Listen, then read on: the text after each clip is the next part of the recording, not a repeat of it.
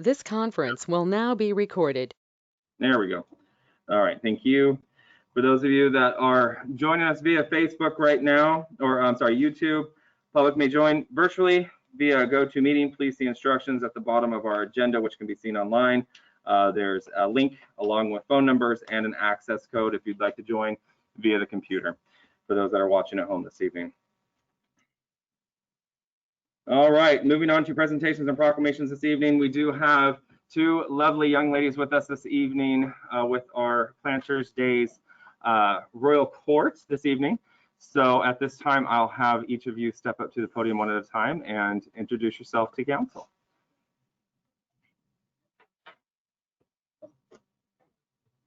I'm Princess Emerson. I am the daughter of Will and Heather Finn. I go to Woodland High School and with the Running Start program, and I participate in soccer and basketball for high school.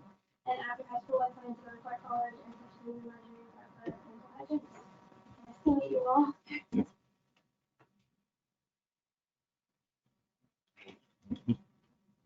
Hi, I'm Princess Ashley, daughter of Gordon and Jesse Grundy. I do Running Start through Clark at the high school also. I played soccer, track and cross country at the high school. I'm in a couple of different clubs at the high school too. In the future, I want to work towards my acceptance to the Air Force Academy and become a fighter pilot. That's awesome. Scared of her. Are you guys speaking this evening? Planters Days at all, or just the girls? Yeah. No, I didn't know if you were. No. Mrs. Boisher, did you want to give a report on this week's festivities since there's been a change? I'll have you step up to the mic, please. This is me smiling right now.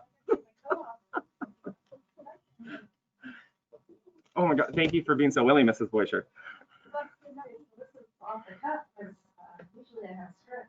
So after lots of discussion and heartache, and we moved to a full virtual scenario this year in order to keep our tradition alive.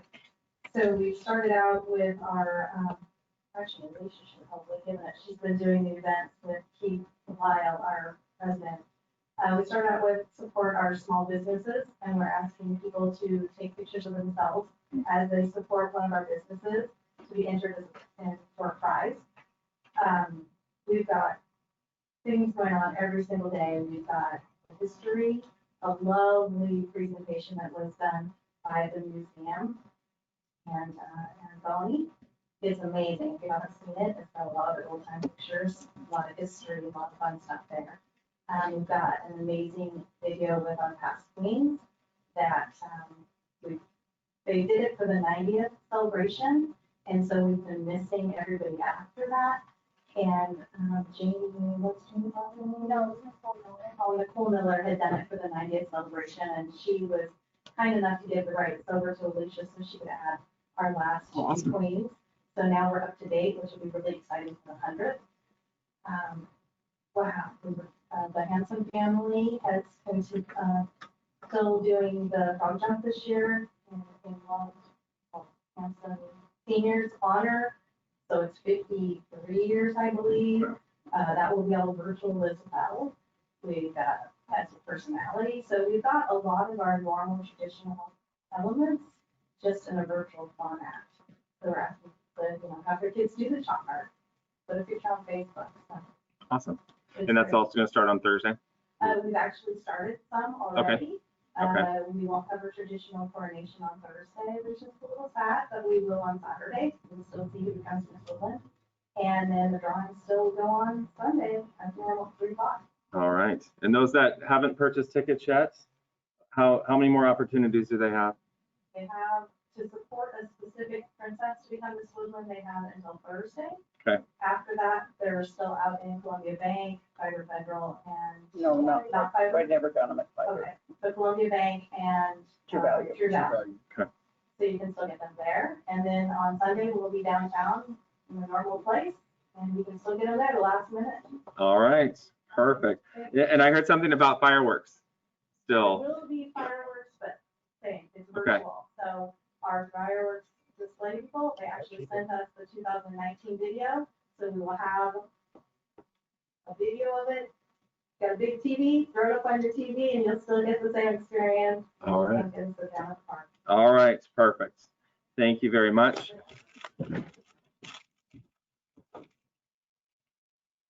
These are the first princesses to receive the new logo. This. That's for you. Thank you very much.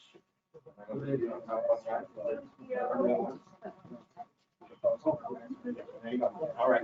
Take a picture with me. I wore purple on. You need a bigger mask. Oh, here, I'll keep my mask on. Oh, I'm smiling like you can see me under here. You can tell by the eyes, it's fine. All right, one more. I was gonna say, do you want to take a picture? I got the mask line. I love it.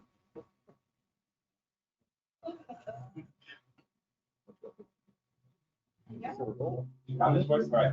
Good. Thank you, ladies. Guys, I'm tired and busy. Thank you for being here and putting yourselves out there through that process. I know it's, as teenagers, it can't be easy sometimes, but I think it's wonderful to see you and thank you for being here. And sorry we had to cancel you in March because I think we were all set to go in March, weren't we? Yeah. Okay.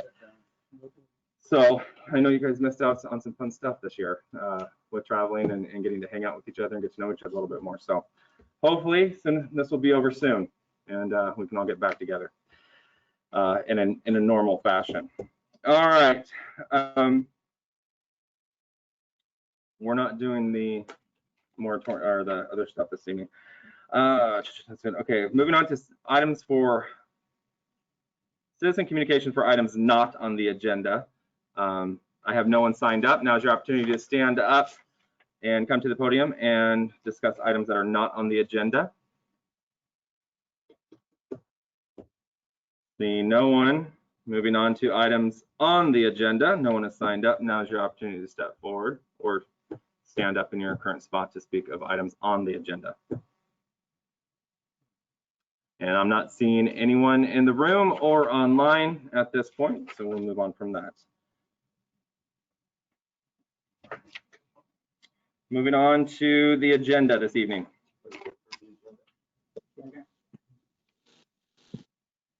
Mr. Plaza? Okay.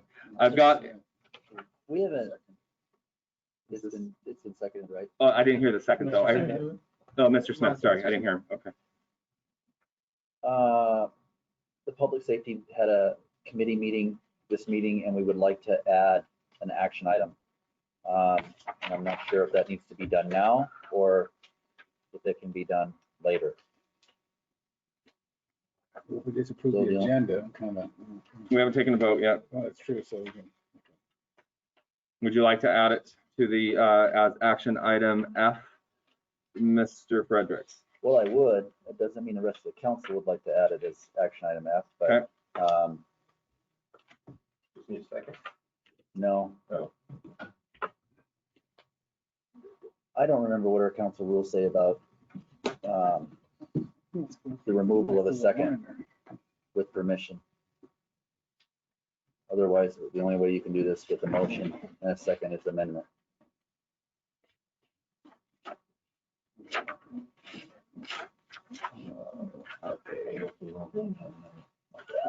What'd you say? I said, I don't remember when I was writing them, I don't remember. Presentation.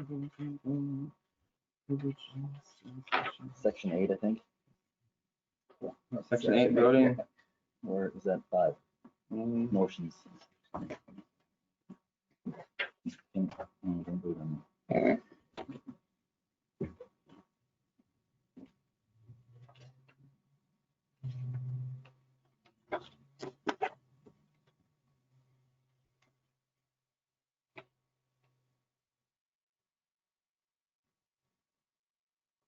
I'll make a motion to amend the motion that is currently on the floor by adding action item F, which is a memorandum of understanding MOU between the City of Woodland and the Woodland Police Officers Association with respect to modification of overtime and authorizing the mayor to sign such MOU.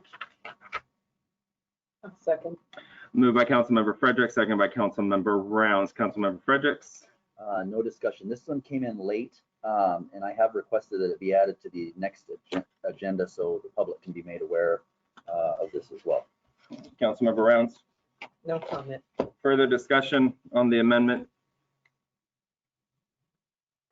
Seeing none, will the clerk please take the vote on agenda amendment for a memorandum of understanding between the City of Woodland and the Woodland Police Officers Association for modification of call-out and overtime procedures, allowing the mayor to sign.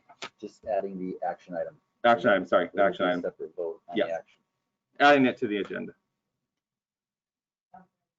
Councilmember Holland? Aye. Councilmember Frederick? Aye. Councilmember Smith? Aye. Councilmember Chapman? Aye. Councilmember Rounds? Aye. Councilmember Brown? Aye. All right, the amendment to the motion has been approved. Back to the agenda approval by Councilmember Plaza, second by Councilmember Smith. Will the clerk please take the vote? Holland?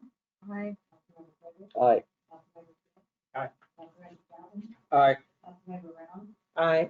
Councilmember Brown? Aye. Councilmember Clark? All right, the agenda has been approved with the addition of action item F.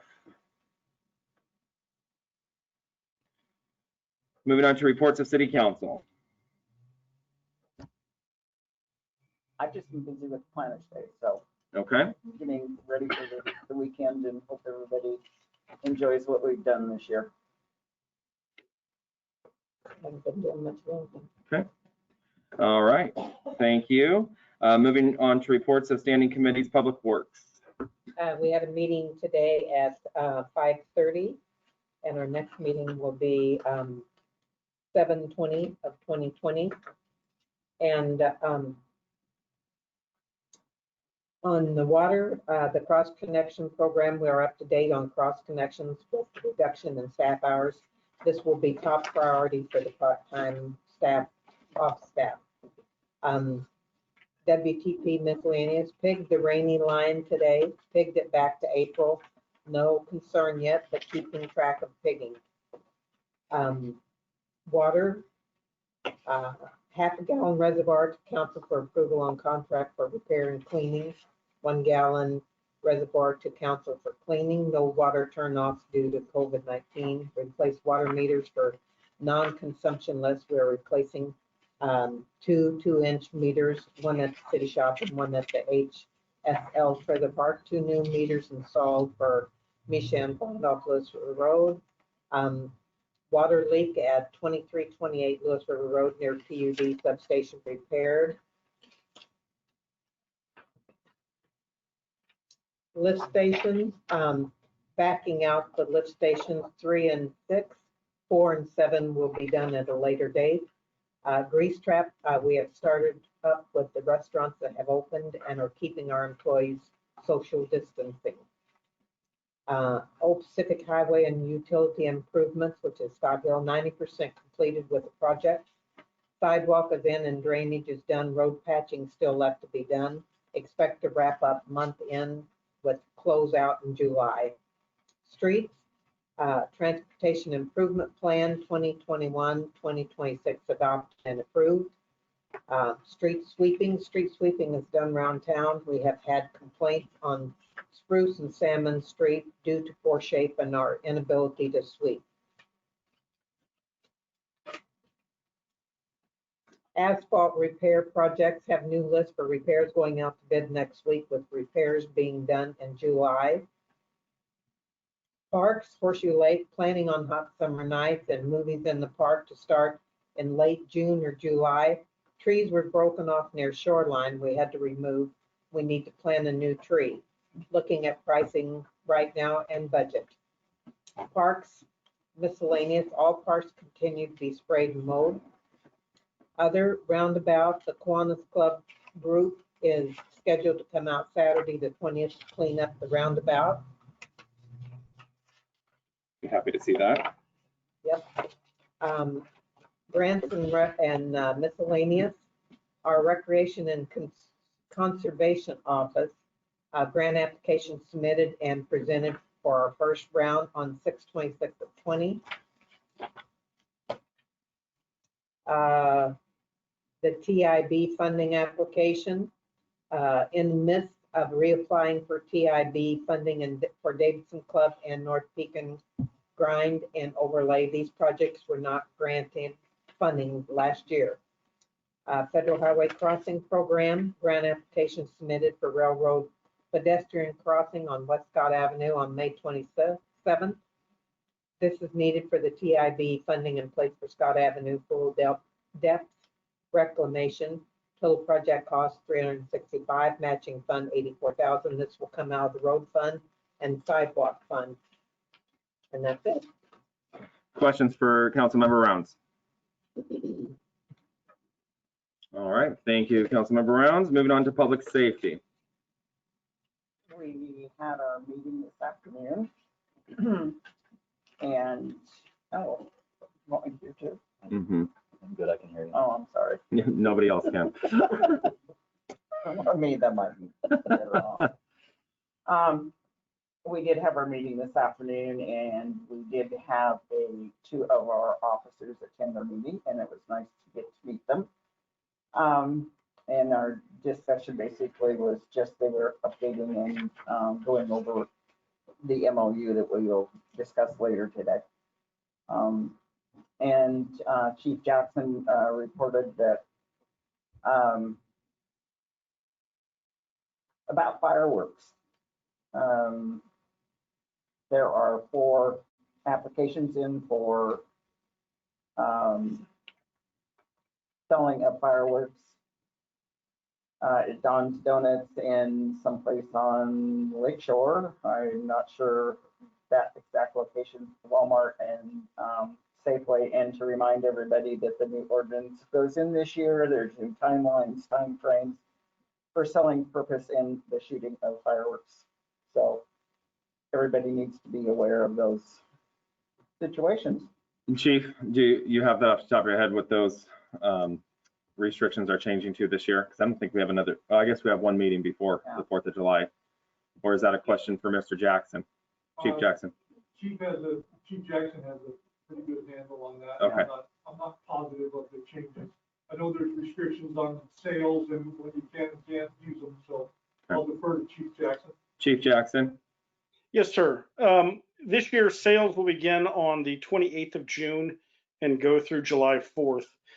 Discharge will be limited to July 1st through July 4th. And we'll work to publish this information as well in paper, social media, and those outlets. Awesome. Thank you, sir. Certainly. Can I ask a question? I was going to say, Mr. Fredericks, do you have a question about fireworks? I do. Okay. So the 4 stands that are selling fireworks, are they actually educating as well? Is that something that they can help us with, or is that something they're not going to help us with? We have asked them to and will provide them information, but they are not obligated to do so. But I think most of them have been pretty helpful and cooperative and will help us with that effort. Those fireworks stands are within the city. Those are all fundraiser type stands, correct? That's not for business. I believe one of them is for profit and 3 of them are fundraisers. Okay. So do you think that there's a piece of propaganda that we can get to them to pass out? Is that the plan? Or? Yes, we will provide them information to hand out and post at their stands, and we'll work with them if they get set up for that. Thank you, Chief.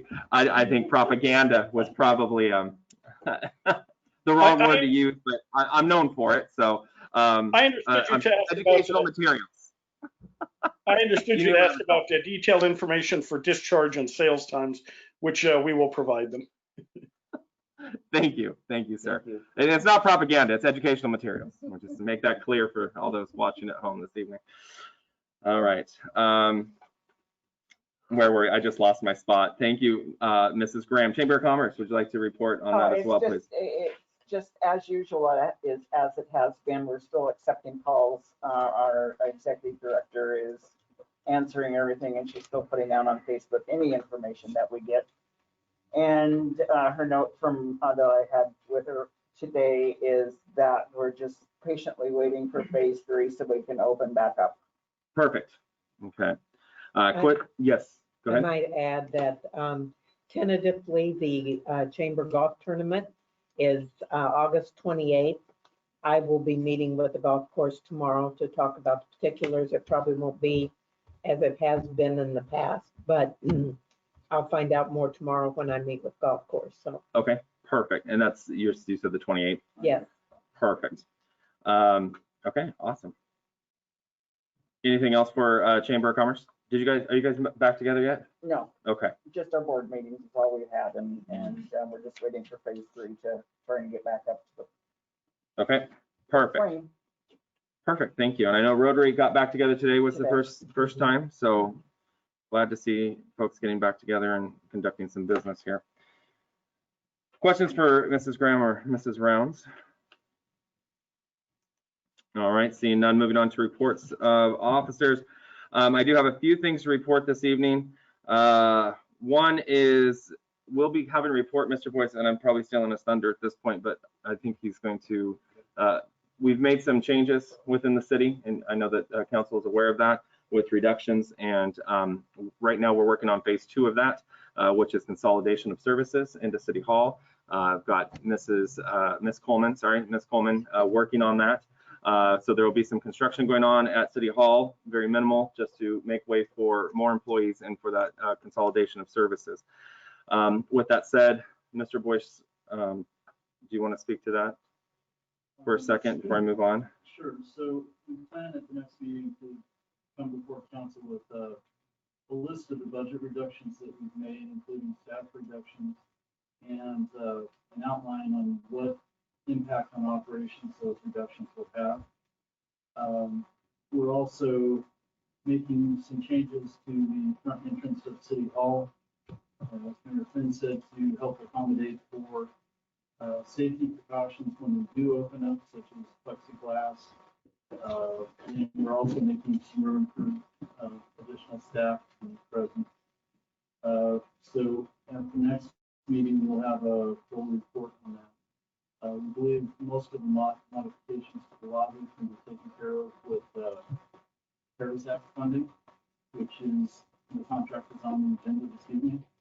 So we'll be watching to see how City Council handles that item. But next meeting, we should have a lot of new information about how we've been trying to cope with the increase in revenues of the cities.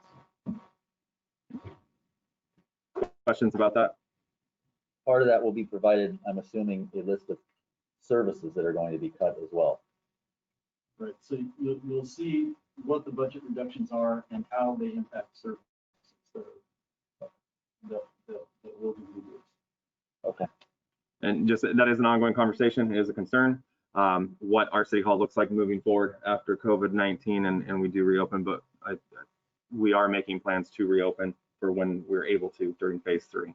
And it's been somewhat challenging. There's a lot that goes into that, making sure that everyone's safe and we're keeping the community safe and the employees safe when we're coming back together to do business. So just for clarification, yes. When you say open, does that mean the City Hall door will be open as well? Yes. Okay, wonderful. Yeah. Oh, Mr. Plaza. So when we get that list during the next meeting, will that include the costs of everything and where that funding's coming out of? Or is it just going to be basically this is what we're doing? You'll see a list of budget reductions we're making. We'll have corresponding expenditure reductions next to that, so you can see how much each reduction is coming to. So yeah. So both like the plexiglass and any other additions we need to make to City Hall, we get our list of how much that's all going to cost. And then the CARES Act funding will hopefully cover all of that, the majority of it. So with that said, when we start talking about services, one discussion that will be coming that's been had by this body in the past, it comes down to business licenses. With the reduction of staff, we're looking now again at turning that back over to the state and sending it up that way instead of doing it locally. There is a cost savings for us internally when it comes to employee time and costs. Unfortunately, there is a cost that is passed on to the business owners in the amount of $5 or $10 to somewhere in there. But we'll have a better figure when we have that discussion by passing it on to the state to administer those licenses for us. It's not something that I want to do, but when we start talking about services and the impacts, this is one of those items. So that's been identified. Mr. Fredericks. Mr. Randolph, can you speak to if a member of council or members of council disagreed with one cut, what would be the process to change it? Because this seems to me, and I'm not second guessing what staff is doing because I think they're doing the right thing, but it seems like we're doing this out of order. If the council has passed policy and says this is what we want funded, and there's change to that, shouldn't it be the council that says, hey, this is we want these cuts to go forward? Shouldn't we be provided with a menu of cuts if that's the case? Because it seems like it's going the other way. I mean, wouldn't this be viewed the same way as a budget amendment, which would have to be proposed and reviewed by the council? Right. Whether you're increasing, you set a budget at the end of the year, you can do amendments. I believe those amendments have to be passed by. That's your recollection. It's in my mind, it's kind of a unique experience because if the council says we're going to have this department and these are the services that we're going to be providing, we pass the budget at the beginning of the year, and the mayor and his administration, they come into it and they realize, oh, our tax revenue isn't where it needs to be. And we want to make sure that the executive staff has the ability to make those changes. But at what point does the council have a say in those specific cuts?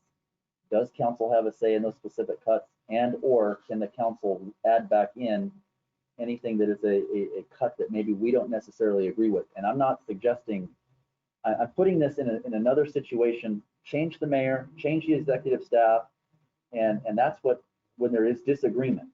And so I'm looking at this from a perspective of, if, say, the executive branch of government decides to go rogue,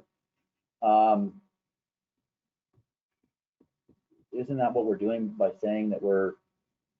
And maybe I'm missing the nuance, but I mean, the purpose of the budget is approved by the city council, and that is the direction for the city to follow. Obviously, things change. This was obviously a change of a huge magnitude, so you have to go back into that budget and take a vote. And if you're getting to the next step where the council said something and they're going outside of the budget, then that's a different issue, but there still is probably enforcement mechanisms because the council is the one that authorizes the budget. And the budget, which is driven through policies established by the council. Right, but usually in the course, I mean, you have policies that follow, but generally you have this fund will have this much money. Yep. You know, the expectations are, you know, that'll be met. Obviously, if a section had to expand or get reduced, at some point you have to go back to the council and say, we're reducing. 95% of the time, it's not, there is no dispute, it's not heated. Right. The council knows about it, it's coming up, there is a consensus of the majority of the council, that's correct. And if not, then someone raises it and you modify the budget, and then you have to dispute. Got so I'm going to make an assumption that these items are going to be discussed at the next finance committee meeting. Yes. And then council will be voting on budget amendments. Is that? Well, you know, the question right now is, we don't know how long this will last. The downturn in the sales tax revenue completely. So, you know, we could make budget amendments sooner rather than later and then come back and do it again if circumstances change. I guess the way I see the whole thing is that when council adopts the budget, you're adopting expenditure appropriations on the expenditure side. It doesn't mean that the executive side has to spend every single dollar of that. But when we're talking about reductions in services, like we are with some of these bits, then I think that's, yes, we may technically have to do some budget amendments, but I think the real discussion is around the level of service. And so if city council says, okay, we need an increase in this area, we don't like that drop in service, you know, I believe city council from a policy perspective can say, okay, administrative branch, we want you to put that service back in place. We understand what the repercussions are. give us direction that way.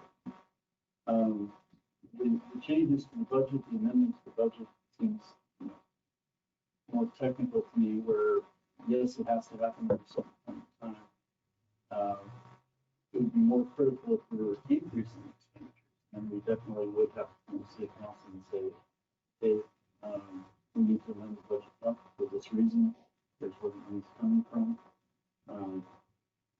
But usually when you're reducing the budget, it's not as critical that you come to council immediately. But when you're coming to council at the next meeting, because there are impacts on service. And city council needs to be aware of that, and we need to understand the city council's wishes. Yeah, it's, from my perspective, it's just an interesting, and move on because I've kind of got us into the weeds here, but from a perspective of separate but equal branches of government, and it seems to me like there's a question there that I don't necessarily have the concern this time, but I could see it being raised by future councils with future mayors of there being an issue. And I can tell you an example of that. I can tell you that offline, which I'll share with you. But I agree, the city council needs to be aware of the impacts on services, and the city council definitely. And from my standpoint, the city and the administration and the mayor's office have been extremely transparent in the process. So it's not like there's nothing that's going on behind the scenes. But I've been here in this position in times where there has been a rift between the executive branch and the legislative branch, and that is what I'm thinking of. I'm not thinking of that here now, but I've been through that, and I just want to be clear that there's an understanding here of process when it comes to decisions that are being made as it relates to policy decisions. And I can give you a few examples, like I said, offline, that are examples of an executive branch, in my opinion, going overboard. But so I appreciate the discussion, and I appreciate what the attempt here that's being done, because I think it is the right move. So thank you. Do I have the floor again? Thank you. Moving on. I appreciate the discussion. We'll have that. Just so we're clear, I hope that the administration has been completely transparent with council on what we're doing and what we're trying to accomplish. And there is, for those watching at home or watching this at a later date, we're not trying to play shenanigans or do anything rogue behind the scenes. Trying to be thrifty and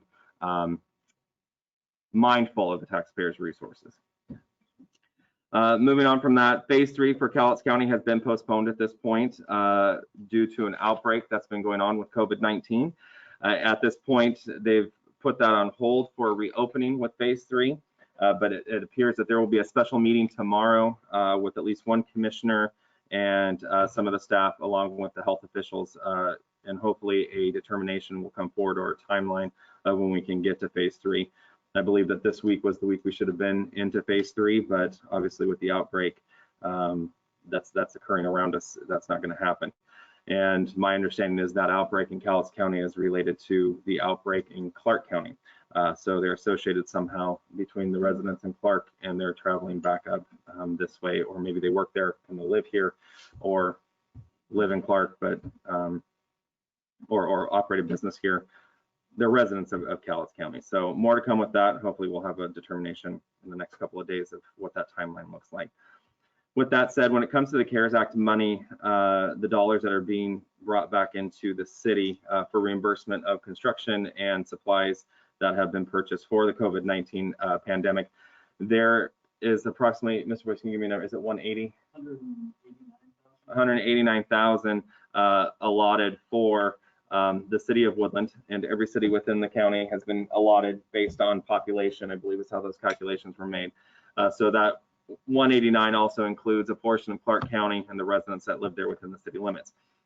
Cowlitz County has gotten together and asked that any money that is left over be put into a pot. But wait, I've got more. It's not as bad as it sounds this time. They are putting a committee together through the CEDC, C, I think I got that right, and placing a committee together to, basically they called and said, how much are you going to spend? We gave them a number and at least X amount of dollars left over. They want to bring those dollars back up to the county level, and then take that money and redistribute it throughout the county to small businesses. Instead of, if there's not a need at the city level for the 189, if we're not going to spend it, let's get it back out to the communities that we're serving.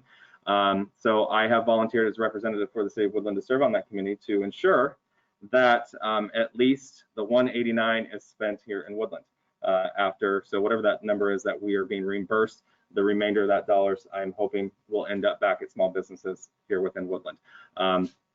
It's not that I want to serve on another committee, but I'm going to make sure that Woodland benefits from this and it's not disappearing into the laughter coming from Mrs. Holland that typically occurs. We want to make sure those dollars make it back down here. Mr. Chapman.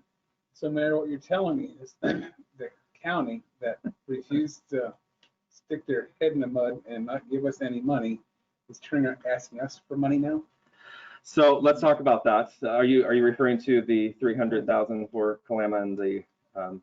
That's one of them. That's Okay. just one of the tip lines for, you know. So we've got it on our radar for next year. There was Cowlitz County last Tuesday appropriated some funding from sales tax dollars that were reimbursed back to the county from the state level to projects for rural economic development.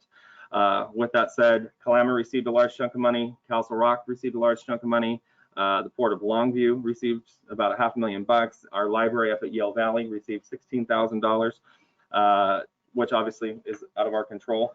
But we inadvertently missed that this was an option for us. So the executive team and myself have discussed this, and it is on the radar for next year to make sure that we do have an application in for economic development within the city. So I can't, as much as I want to throw them under the bus, I can't, because this one's on us. Some of that one too, would also be heads and tops next year. Oh. It was also another one. Heads and beds, yes. Yes, it was kind of I'm hoping that this committee is an opportunity for all the entities to come together and hopefully form a partnership so we can work on building that relationship and moving forward with the business community in mind, and they're the ones that will benefit from those relationships. So I'm trying really hard here to be positive, Mr. Chapman. Maybe in November we'll get a change of heads up top, maybe something like Perhaps. So with that said, you'll be seeing some stuff coming forward for that, and I've already been in contact with Mrs. Miller with the chamber, letting her know that this is occurring, and I know she's pushed that out to the membership at the chamber, that there is opportunity for some kind of funding of some sort out of these dollars. So, Mr. Boyce, questions for me? Mrs. Holland. So Clark County did a similar thing. So it was through the Economic Development Council, and small businesses could apply for a grant up to $10,000, right? Yes. So locally, they decided who they would send up to Olympia to then kick back that money. So this would be on a county level. Cowlitz County would possibly have grant opportunities, and then they would create a group that would determine who would be worthy of those dollars. Yes. Okay. Collectively, I think that's the goal that we haven't met yet, but they're still putting those the parameters in there, you know, business size, what the dollar figure is. I don't know what the dollar figure is yet, but there's a group. Ideally, we'll be saying, okay, yes, we'll be picking the winners, it sounds like. And again, the goal is to make sure that Woodland's well represented on that committee. Mr. Boyce? So I guess it's not just the county running this, it's the cities coming together to use CARES money that they're not going to keep for internal purposes.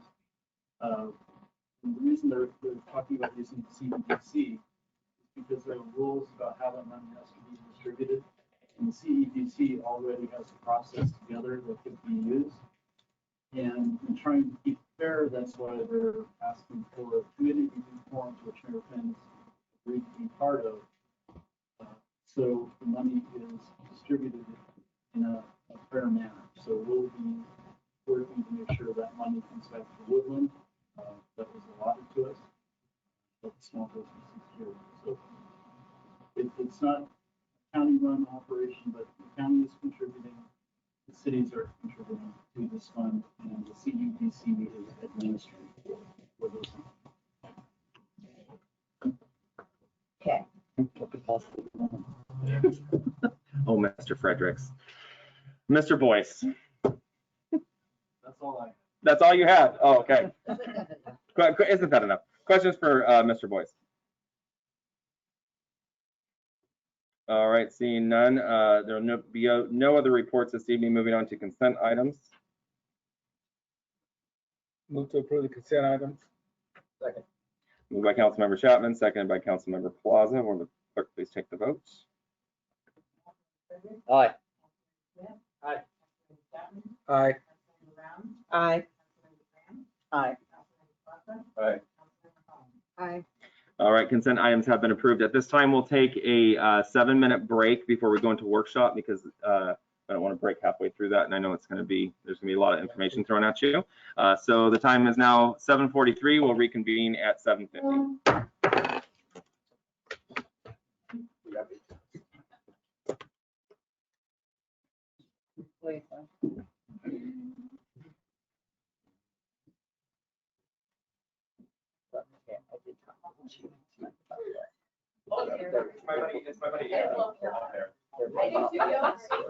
Where's Mark? There's Martin. Hey, Hey, Mayor. Hey guys, we're taking a quick break and then we'll get started. Andy, can I get thumbs up? I don't know if you can hear us. Can you hear us, Martin? Can you hear us, Martin? Yes, I can. Okay. So we're taking about a 7-minute break and then we'll start with you guys. Sounds good. Okay.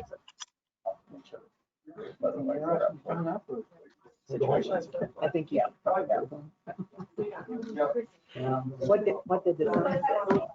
You said you seen a sign.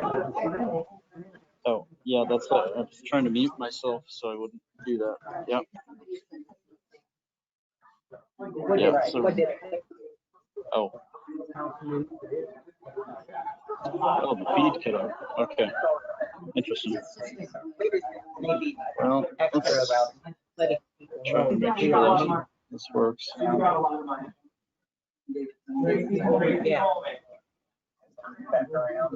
Yeah. Yeah, yeah. I good to see you.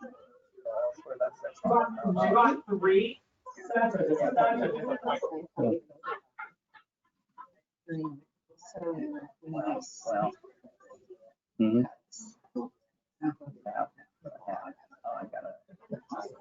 I don't think so. No.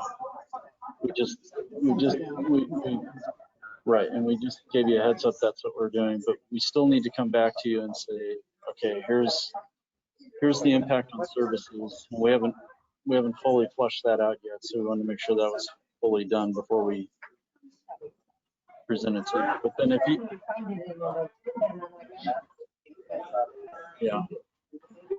yeah, I think it was just in the report. We gave you a heads up, and I think it was just an email that went out to all of you with the spreadsheet.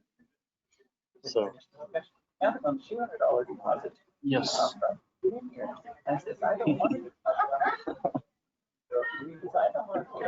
sure that we're. So.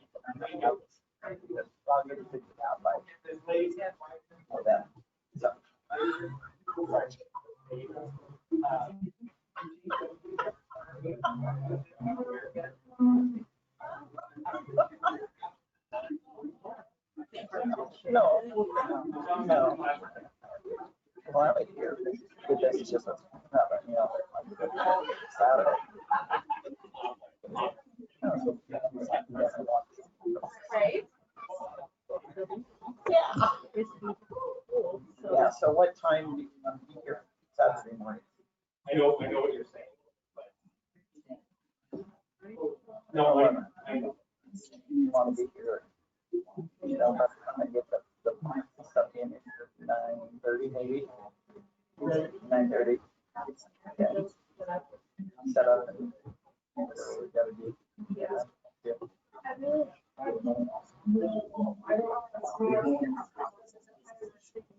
No,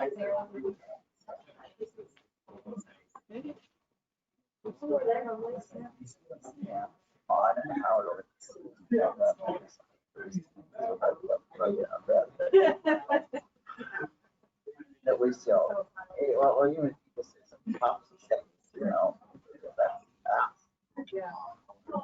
that's hard.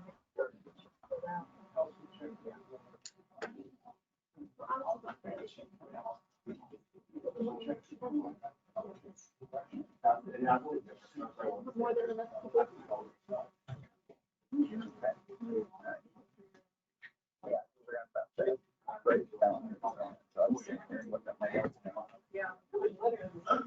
Yeah. Well, that's why I said I need to pull up the rear, so then it's very And definite. even a sparkle everywhere you go. We don't have to be front center, that's gonna be in the lineup. Yeah, I was gonna stand up and closet. yeah. I could be up on there facing. Well, look at walking downtown, look what I found.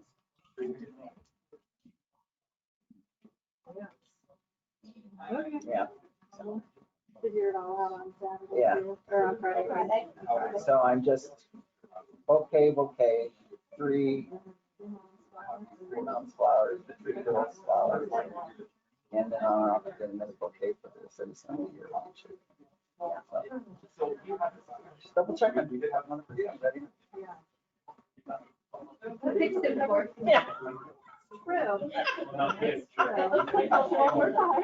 Nobody knew but us, right? Yeah, whatever, huh? Okay. Katie's around. She can help me with flowers and stuff. They'll be in on fresh on, I haven't ordered anything, but I'm not going to. They'll be fresh in on Thursday, so they'll be fine. We'll get it all Thursday.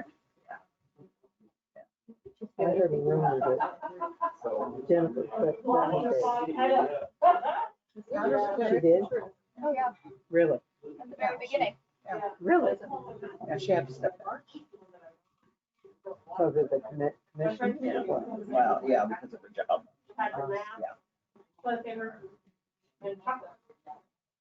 Like, I'm good. Yeah. It's been handled really well. I've been real proud of Pete.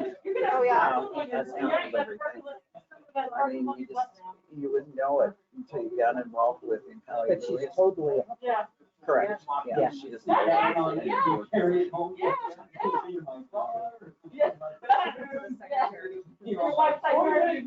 The secretary. Yeah. right.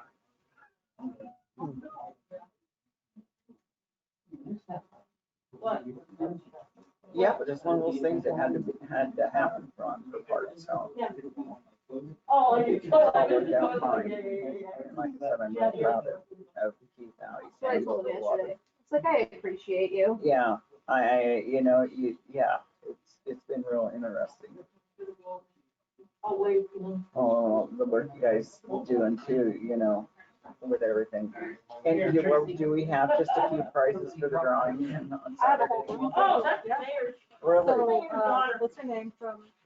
She got all of the prizes for the events, but Yeah, So I'm gonna split them up a little bit more. they're huge baskets, so we're gonna split them. up. Really?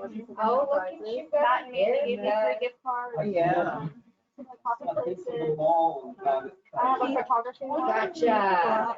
Some from Pro. I got my money for it. Corner store's giving us 10. I heard his wife had a pretty good operation going. Yeah. Oh, sweet. I have some friends that donated stuff because they have their own businesses, so. Oh, how nice. Who did? Yeah, Richfield Candle Company gave Just me in a box. In case they shut it down again, you're good for a while. Donating a mini family session. And I guess they're doing that. Oh, for China. how sweet. They're- All they did is Body by Design, they did like a $250 basket and a couple little things.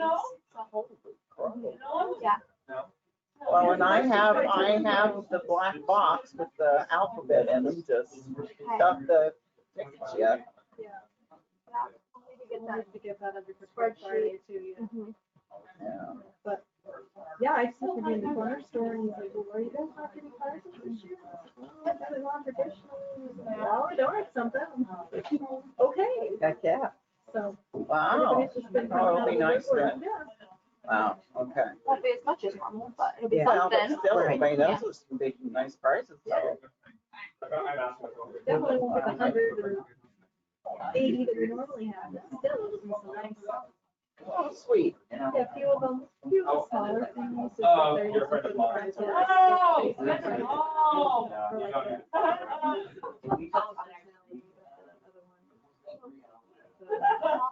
Town support. A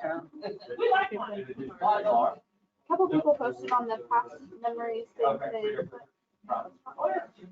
People like it, say they're going, but they don't. They haven't been posting.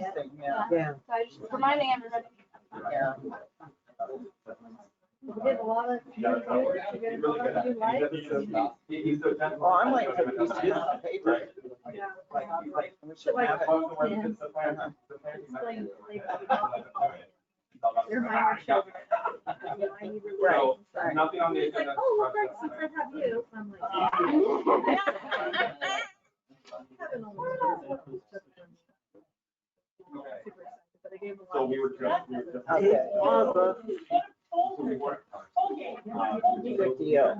Everybody else is just throwing in the towel and saying, let's cancel. I said, you know, let's take it out of the box, try and keep it alive, you know? Just let something out over, just Yeah. throw in the towel. Because we gotta sit around and think a little bit harder.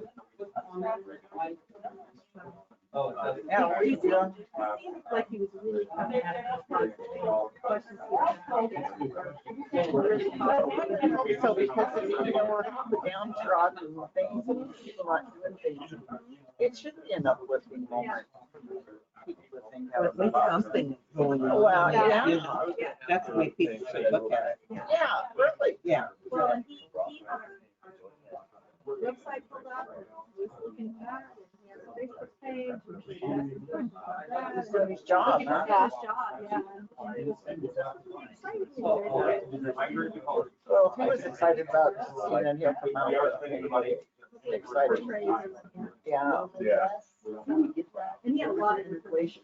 Yeah, I'm sure, yeah. We've only done a couple of negative things, and the one I fired back up quick, and he apologized to me and said he was sorry and we could take down his other post. Yeah, was that Monday that I read? Maybe, I think I screenshotted it with me. I might have screenshotted that. Yeah. It's just like, oh, I'm so sorry, you're right, I should be looking at positively. And Oh, yeah. Yeah, well, it is, you know. I'm sorry.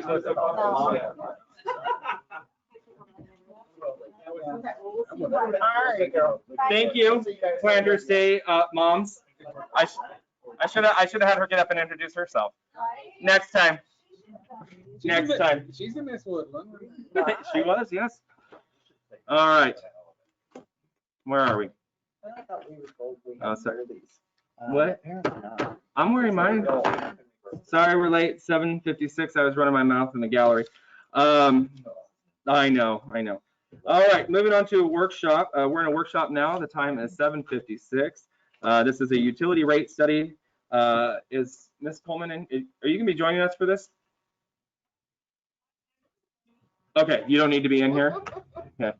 We've got Mr. Martin Chaw and Mr. and it says Andrew, but I know he goes by Andy. Andy Baker with us up there on this. Well, that's me up on the screen right now. But we're going to switch over to them, and he's got a wonderful presentation for you. I've sat through this a couple of times, a few modifications as we've gone here.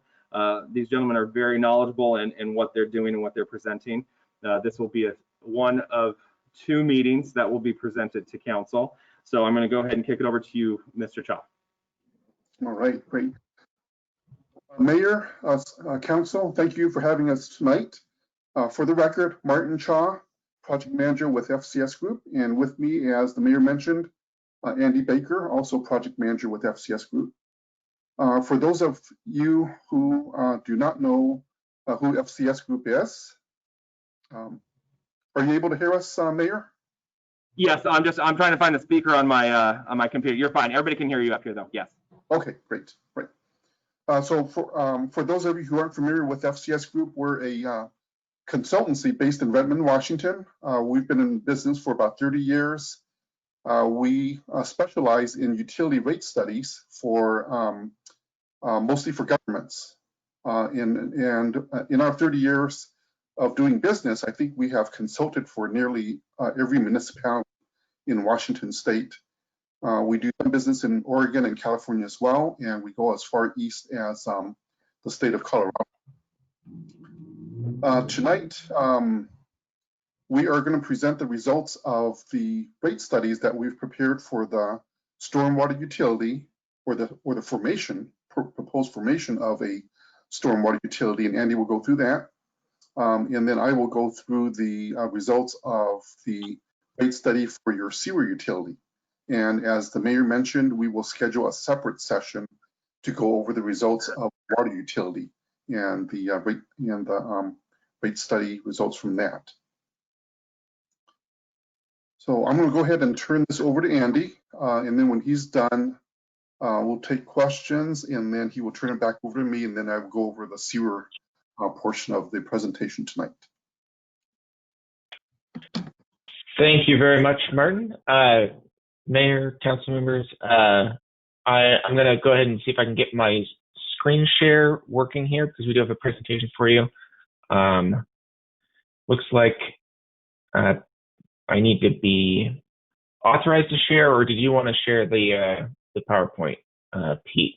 How do you want us to proceed on that? I think that should do it.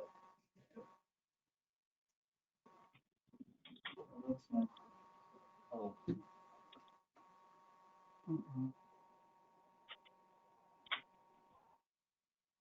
Says I need to ask to be a presenter. I don't know if that's a GoToMeeting function or a... Oh, Andy, get your stuff together. What are we doing? We're trying to get our screen share figured out here. I think I need to be made a co-presenter to be able to share my screen. What's the screen thing on the bottom, Mr. Boyce? That's to share my screen. I think it might be under the 6 with the people. Got a hammer? There you go.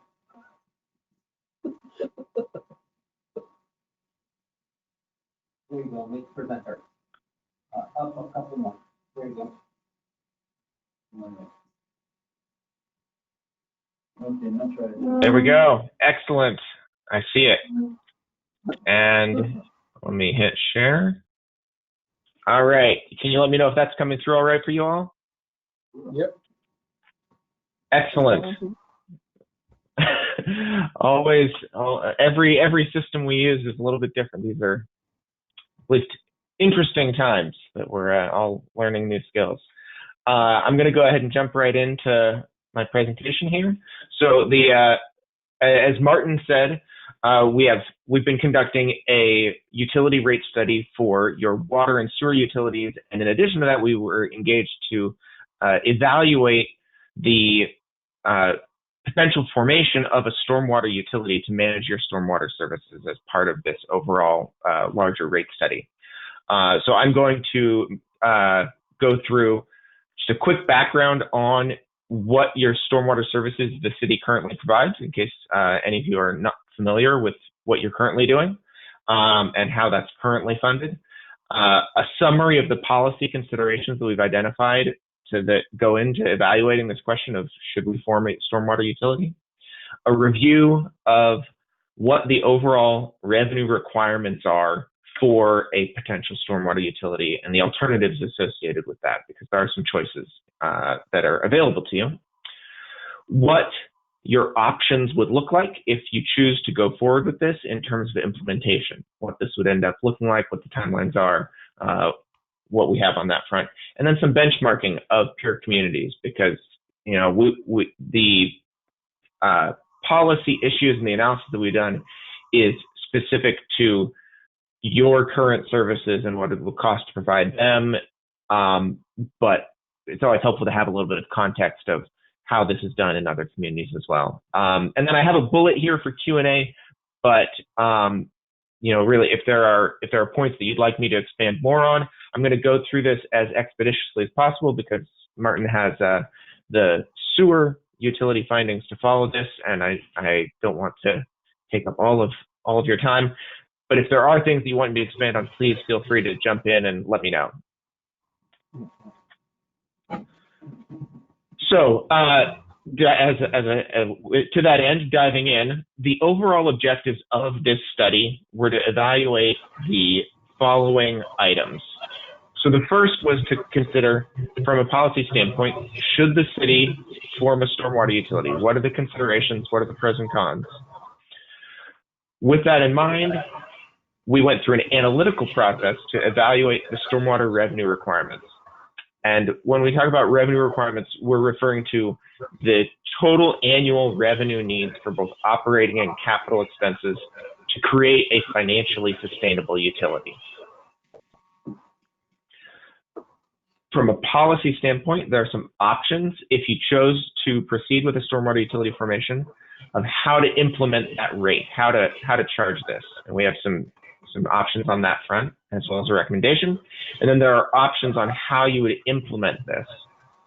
And then we have, as an analytical output, sort of a sample of what the rates would look like under your different alternatives. So first of all, what is stormwater service in Woodland? So the main focus of your stormwater service that you provide today is flooding control and drainage management. You have a pretty significant amount of facilities that support these activities. You've got 434 catch basins, 70 manholes, 70 dry wells, 38,000 feet of storm pipes. You conduct street sweeping, culvert and right-of-way maintenance, facility cleaning and repairs. And the question that we have is, how should the city pay for this? These are all things that you need to do to maintain these services on an ongoing fashion, and what's the best way to pay for them? So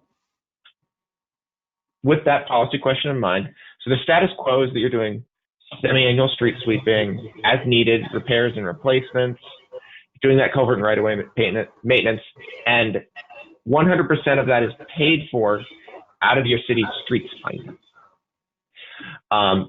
The effect of that is that that's reducing the funds that are available for actual street repair projects, sidewalk replacement projects, paving projects, potholes, other direct street improvements, because of these stormwater management and flood control needs that you have.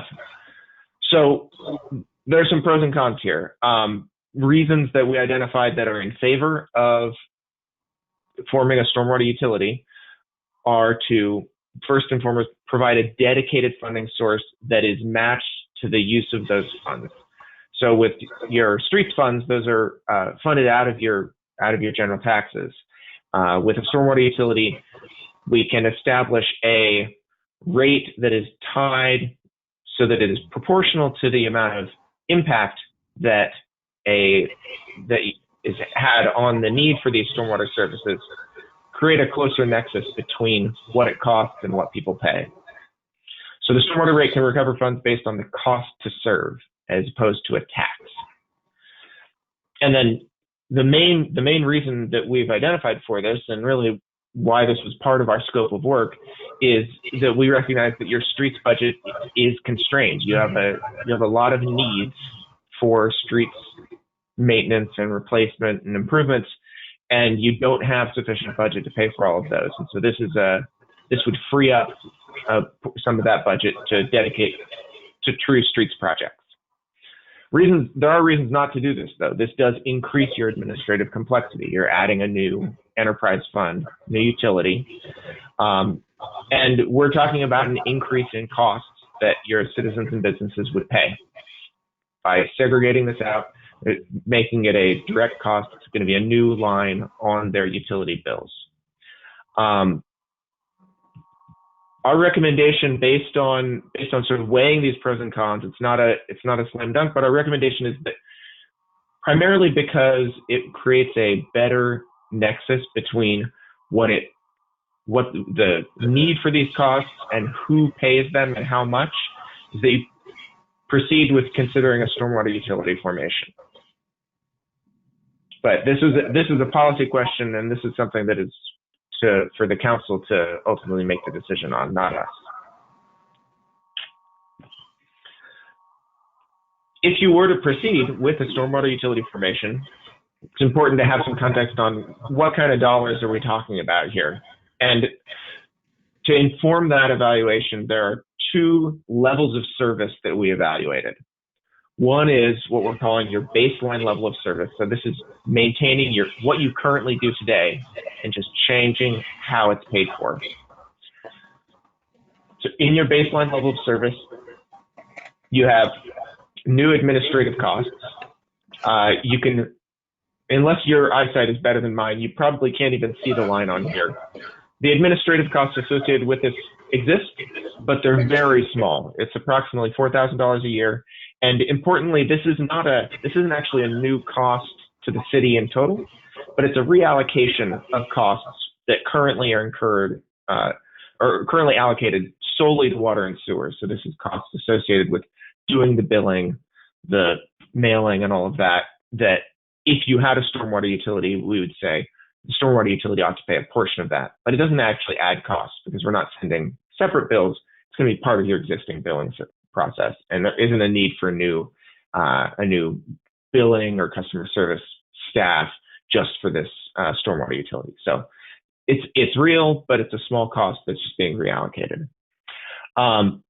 These operating costs baseline in dark blue are the costs that you're currently paying for in your streets fund that are associated with stormwater activities.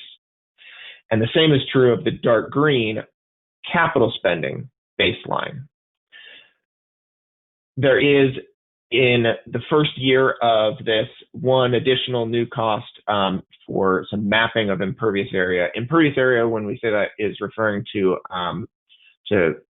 the usually pavement, roof area, compacted gravel, the sort of area that causes rainfall to collect and pool right into the street and need to be managed by your stormwater system, causing that flooding and drainage issues. That is why we're having this conversation. And so mapping of impervious area is something that we're recommending in the first year. If you do proceed with this, is something that we'd want to make sure you have up-to-date records on so that we can most fairly allocate these costs. And we'll talk a little bit more about that in a little bit. Then the last component of your revenue requirement is that the state, of course, does have a component of taxes that it charges when you have utility revenues. And so this is a new cost, is the state's portion of that. It's not a significant expense, but it is, again, real enough to be worth calling out. So that's this baseline level, and we've sort of termed that as a overall reactive level of service. And what we mean by that is that right now you have that somewhat significant inventory of catch basins and pipes and all of that, but there isn't an ongoing plan to go out and replace those just because they've gotten to a certain age or something like that. They're only being replaced when they get to a critical level or they've failed in a significant way.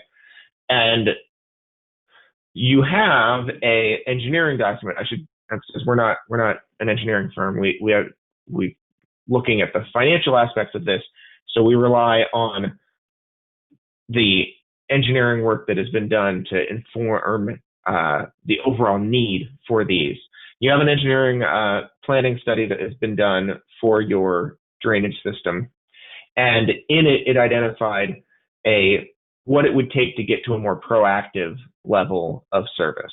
And what that would mean is an increased frequency of street sweeping, a plan in place to be getting your replacement cycle up to industry standards on those pipes so that they are not getting to the point where they've failed and then you have to go out and fix them in an emergency, but you're doing it before they fail getting them is sort of trying to maximize the overall management of your assets.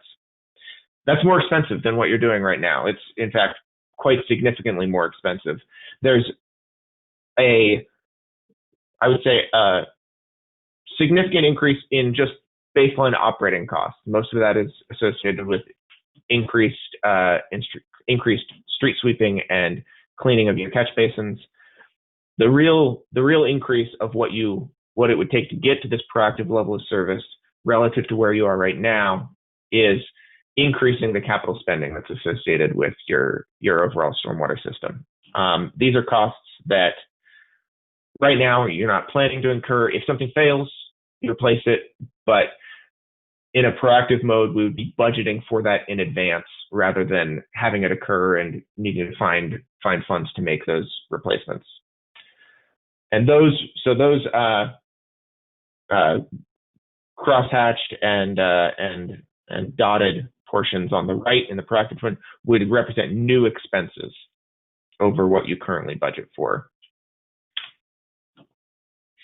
Because we're talking about capital, so the baseline level of capital improvements, we looked at what you can fund with the current level of spending that you do, again, out of the streets fund, is down here right around $40,000 a year, is roughly on average where we're looking at. The full CIP for repairs and replacements would get you up to approximately $120,000 a year. So talking about just in repairs and replacements, getting a handle on where that is would be a significant increase. And then in that full level of service, there are 3 specifically identified projects that are associated with stormwater improvements, as well as longer term getting to building up to replacement schedule for all of your pipes. And so there's SR 503 stormwater project for sidewalks that would only be funded under this full level of service plan. Pipe connection at 2nd Avenue, and then pipe replacement along SR 503. All of these are projects that at your current level of spending and for what we're determining your baseline scenario, the stormwater rate would not be able to provide the funding for those capital projects. Does those make sense? Yeah, and feel free to interrupt me if you'd like me to clarify on anything. So a little bit about stormwater rate options. Stormwater utility rates can only be charged to developed parcels within your city limits. The stormwater rate is not a tax, and so there are limitations on to whom we can charge it. Because it is a charge that's conditioned on development, we've gone through and looked at your, thanks to the information available from your county assessors, looked at what parcels are developed, and so only parcels that have improvements on them and thus are contributing to the runoff that is coming off of those parcels over a baseline natural condition, those are the only ones that would be charged under this stormwater rate. There are a number of ways to assess this charge. The proposed approach that we have is what we're calling an equivalent service unit, or ESU rate approach. What that means is that the rate would be expressed would show up as dollars per equivalent service unit, and a single family residential parcel would be 1 equivalent service unit regardless of impervious area. So we aren't proposing that you go out and measure the exact house footprint and how much sidewalk folks have versus lawn on every single parcel that you have. That's a level of administrative complexity and detail that is out of line with really where we need to be.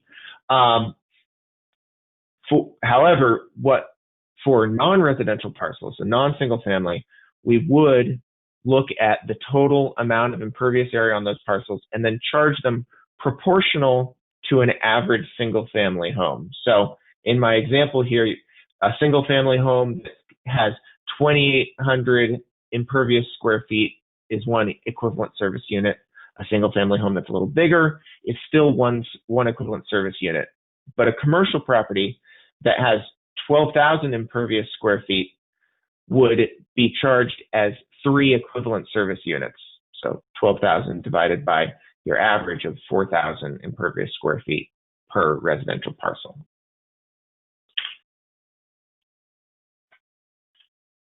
See if my slide goes. There we go. All right. So in terms of your options of how to proceed with this, right now, there hasn't been mapping done of all of your non-residential parcels. And so our proposal is if you elect to proceed with a stormwater utility formation, then in 2021, you would establish the stormwater utility under what we've termed an interim ESU approach. And in this first year of it, the charges for single-family parcels would be at 1 equivalent service unit. Undeveloped parcels, as I said, no fee. For everyone else, all your non-single-family parcels that are developed would be based on the parcel area and then assumed impervious percentage from your comprehensive plan. And in that same 2021 period, we recommend that you conduct the study needed to go out and measure the actual impervious area on every one of those non-residential parcels. And your public works staff have gotten a quote from a agency of the county that can conduct that. That's the $6,500 that I had mentioned earlier. So then with that information in 2022, we would move to non-single family residential charged based on that actual measured impervious. And then our proposed implementation option would be that you consider over the long term phasing to that full level of service funding rather than starting out at that full level of service. And the timing on how you phase up to that is something that is beyond the scope of a specific recommendation that we have for you today. I think that at this point, the question is more, do you want to proceed at all, rather than would you do it immediately or phase to over 5 years or 3 years or 10 years? That's something that you have the flexibility to determine. I think once this full ESU analysis has been conducted. So I want to put some dollars to it just to give you some real context. So what we're looking at is in 2021, the cost to fund your baseline level of service would be at $885 bi-monthly charge per ESU. So that maintains your existing level of service, and it has the additional benefit of making $205,000 available for sidewalk and street projects. So that's the current cost burden that you have in your streets fund supporting the stormwater activities. So the stormwater utility would take on those costs, and you would be able to fund those other street needs with that budget capacity that's remaining there.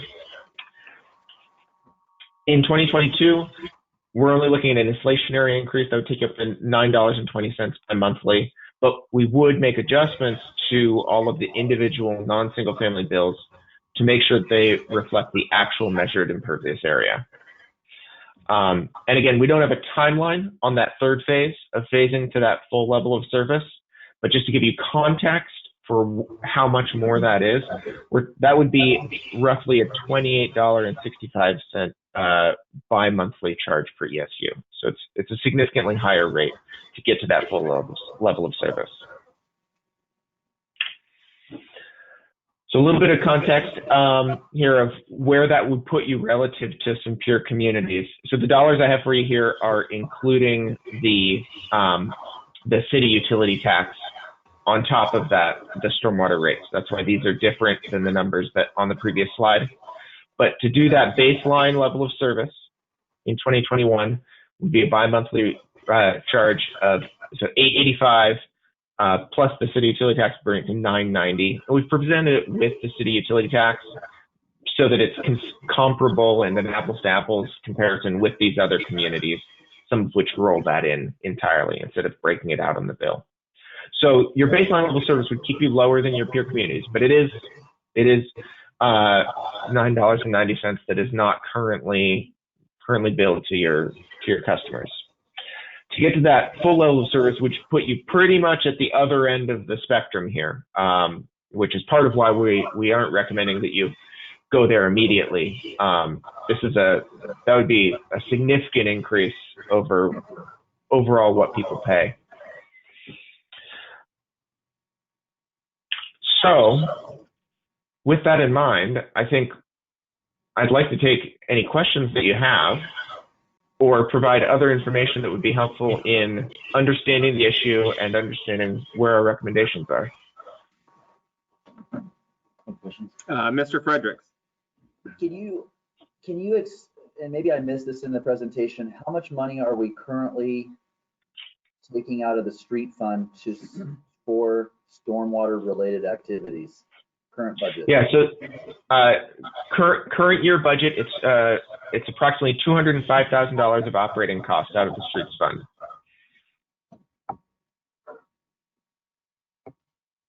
So that includes direct services and materials as well as staff time associated with stormwater activities. Ms. Coleman, question for you. It's my understanding that according to the previous public works director, maybe a couple of them ago, I lost track, that it was $500,000 for the next 20 years just to be able to appropriately keep up with street maintenance. Is that an accurate number or is that incorrect? We're talking about two different things, street maintenance and stormwater, two totally different things. I recognize that, but what I'm trying to show here is there is a significant gap between what we can pay for and what is needed. Oh, absolutely. But is that an accurate number, $500,000 just for street maintenance? Yeah, and that, not more. And that frees, by establishing a stormwater utility district, that frees up that money to be used for street maintenance, correct?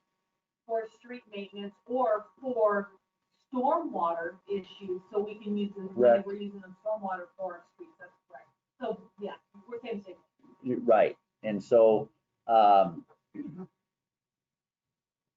other question that I would have is, given the recent cuts that were talked earlier, are we still in a position to be able to fund these street maintenance given the resources that we have in the city?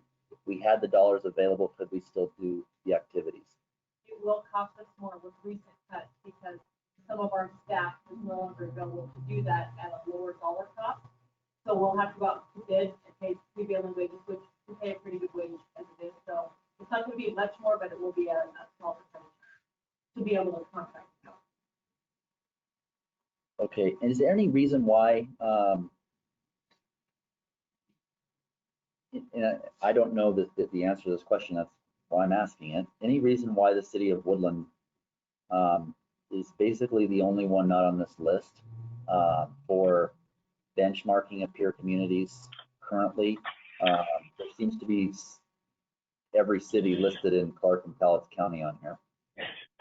Yes, I can address that one.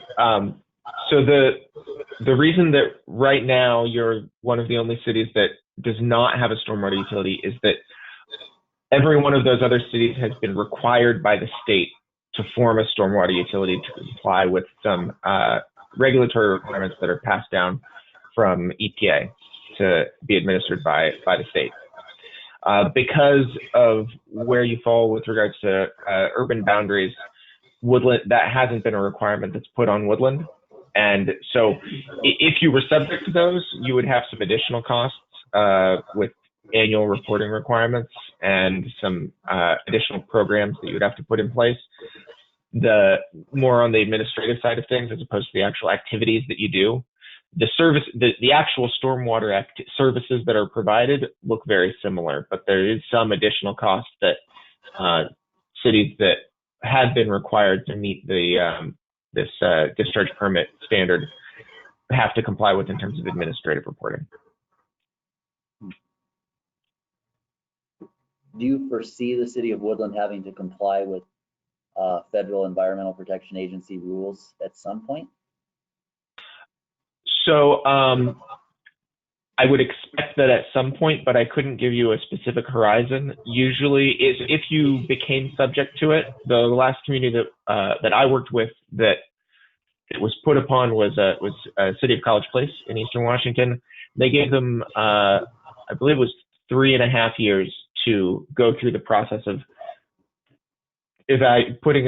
doing the planning work, evaluating a utility, and then getting a utility in place. The specific trigger, I believe, is related to the census. I think that's when those come into play. And so I think there's the potential that as a result of the 2020 census process, Woodland could fall under that, but I don't have enough information to know if that's likely or how close you were to falling under subject to those requirements. Okay, and if it's I guess if it is a census related item, there's cities on here that have less population than the city of Woodland currently. So there must be something else that's triggering that. Yeah, so if they're within the area around larger cities, it comes into play. Okay. That was how College Place ended up. Oh, sorry, go ahead. No, sorry, go ahead, Andy. Go ahead, Andy. Oh, I was just going to say that was how College Place fell subject to it. Is that Walla Walla, they were within a boundary that because of Walla Walla's growth became subject to it, not their own population. Okay. Mr. Plaza. Okay, Mr. Baker, thanks for the presentation. Quick question, kind of bouncing off of Mr. Frederick's info. If we did this and ended up coming under the purview of the state or the federal government, is that going to raise the rates that the citizens would end up having to pay? Yes. So if you had to comply with those reporting requirements associated with the stormwater permit with the state, it's going to increase the annual cost by. It's a little bit difficult to give an exact number on it, but between $20,000 and $30,000 a year. So it's a real cost. It's not as significant as it's not like we're talking about doubling the costs, but it's a noticeable additional burden. Okay. And during your presentation, you said that this isn't a tax.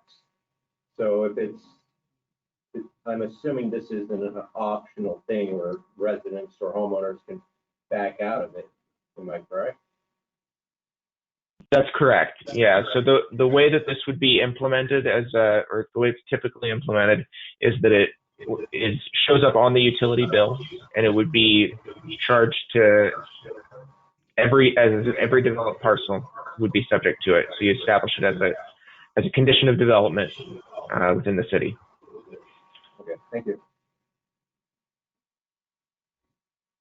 Any other questions for Mr. Baker? All right, seeing none. Thank you, Andy. As always. Thank you all very much. Thank you. You bet. All right. Martin, are you still with us? Yep, I am here, Mayor. All right, we'll go ahead and kick it to you now. All right. And great, thank you very much. Hey, that's me. You guys are way too serious tonight. Can everybody see my screen? Yeah. Yes. Yes, we just can't see you. Okay, great. Okay. I'm not wearing my glasses.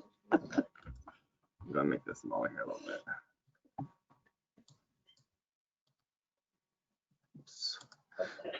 There we go.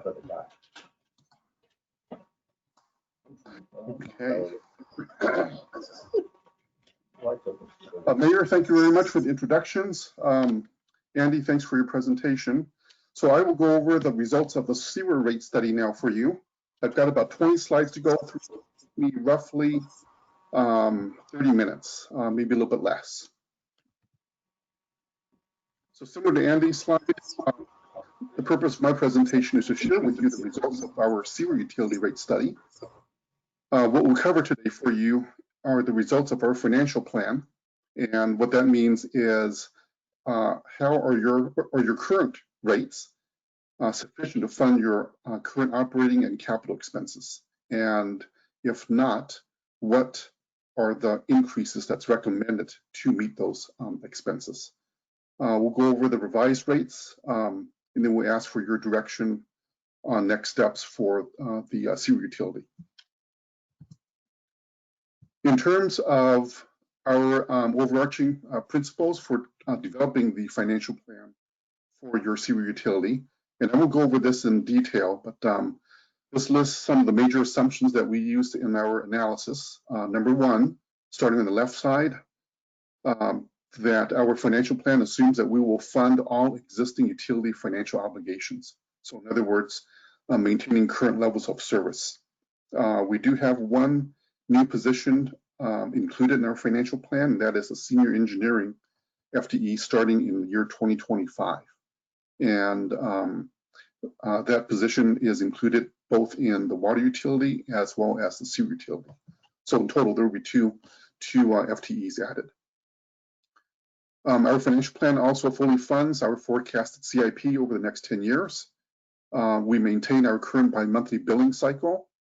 We also are proposing to extend your low-income discount program to a uniform 25% discount, which would be applied to the entire billing.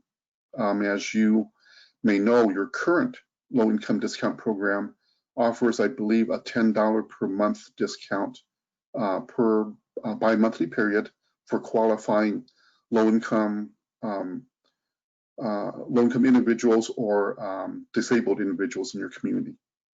So we're proposing to enhance that program so that it applies to the entire billing for qualified individuals and households. We're assuming no changes to the city's utility taxes. We're maintaining your current 60 days of operating reserves. This applies both to your water and sewer utilities. And we're suggesting that in order to meet your long-term needs in your CIP, that we build your CIP reserves up to a level of about $1 million over time to fund long-term capital needs within this utility. Lastly, we do have planned new revenue bonds, and I'll go over those in a second, to fund your CIP, but we would issue those only as needed and only as the financial plan dictates. And lastly, we do understand the times that we're in and the impacts that utility rates may have on individuals and families. So our plan suggests minimal increases in rates for your sewer utility to mitigate those impacts for your residents.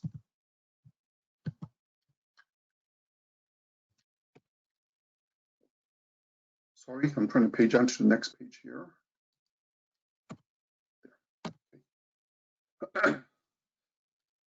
So looking at your sewer financial plan, what we have here is a sewer utility need that's worth about $17 million over the next 10 years. And as you can see, much of that need is heavily backloaded under this study period. You have a need for replacement of blowers at your wastewater treatment plant in the year 2027, and then a dewatering project in the year 2030. And those two projects combined is worth about $14 million.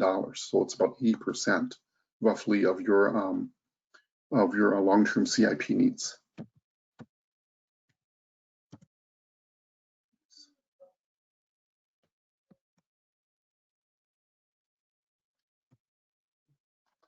When we take a look at your sewer operating needs over the next 10 years, your expected cost is worth about $33.7 million. What we have here is a graphic that shows both your operating expenses as well as your forecasted revenues under current rates as well as with rate increases. So the way to read this is your bars represent your forecasted operating expenses, and as you can see, it totals about $2.5 million each year in 2020, 2021.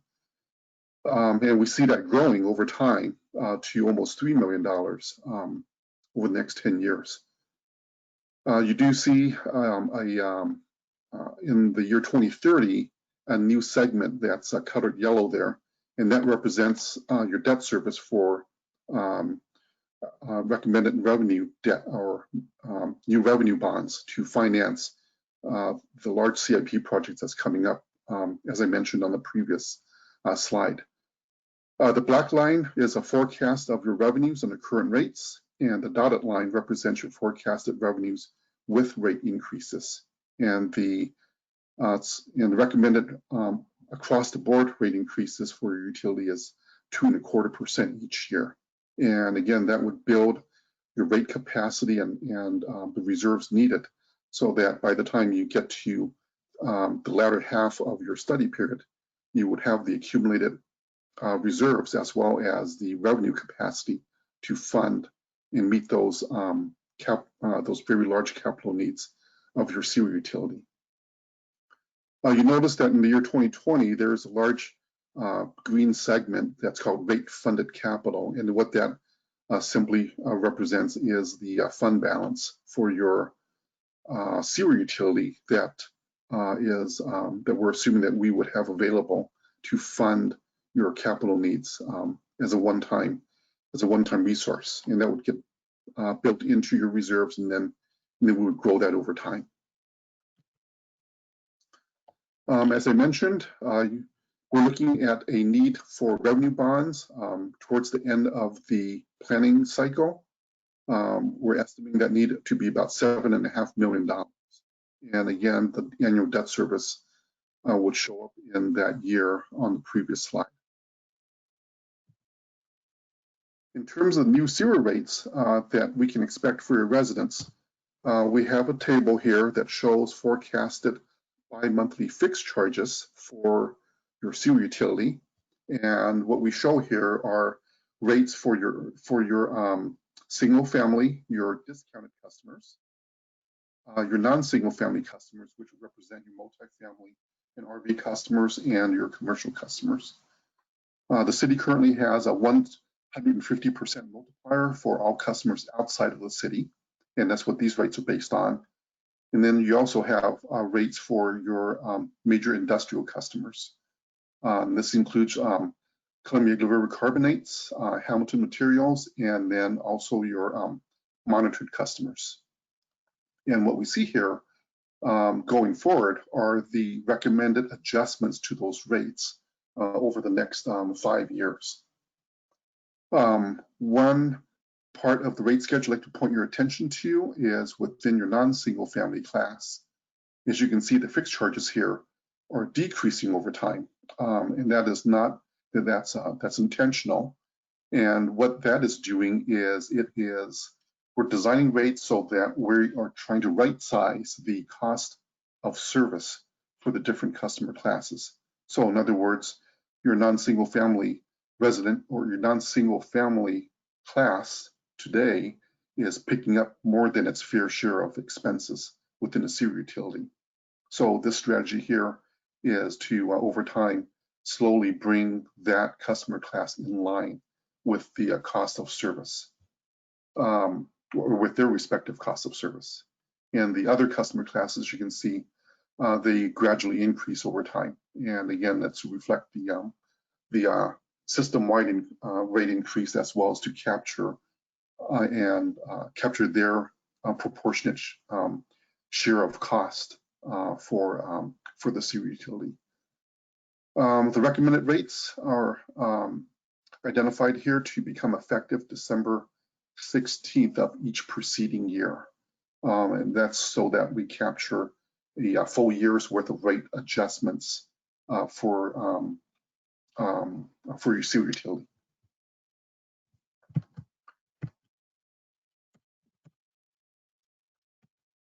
We also have here sewer variable charges. As you know, your sewer utility right now is made up of both a fixed charge as well as a variable charge, and also within your single family class, your variable charge has a seasonal component. And that seasonal component, I believe you have both winter and spring or summer differential. and your winter rates are applied during the periods of December, February, and April. And then your summer months are for the billing periods of June, August, and October. And the billing for the summer period uses the average of your winter consumption from the previous year, whereas your consumption charges or usage charges during the winter months are based upon actual water usage. We understand that dichotomy has caused quite a bit of confusion with your residential customers, and in Shannon and your utility billing group fields quite a number of calls each year from customers as a result. So one of the things that we're recommending here, and it's built into the rates, is to move your single family residential customers to a year-round winter average. So in other words, if I am a residential customer in the city of Woodland, my winter bill now will be based upon the winter average of the previous year, and that winter average would apply to every billing cycle in the subsequent year. So I think that should take care of many of the questions from your residents, as well as make life much easier for your utility billing staff. And as you can see for the rates here, they all gradually increase. And again, it's to capture the increase in rates, as well as the respective cost of service for each customer class.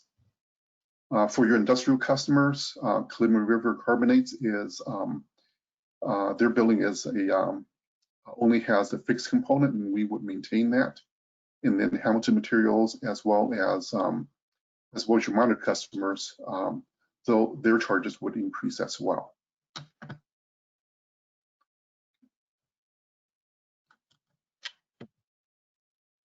One of the questions that we receive often for a utility that has both a fixed charge and a variable charge component is, with implementing new rates, does that affect that revenue split? And that's important for financial planning.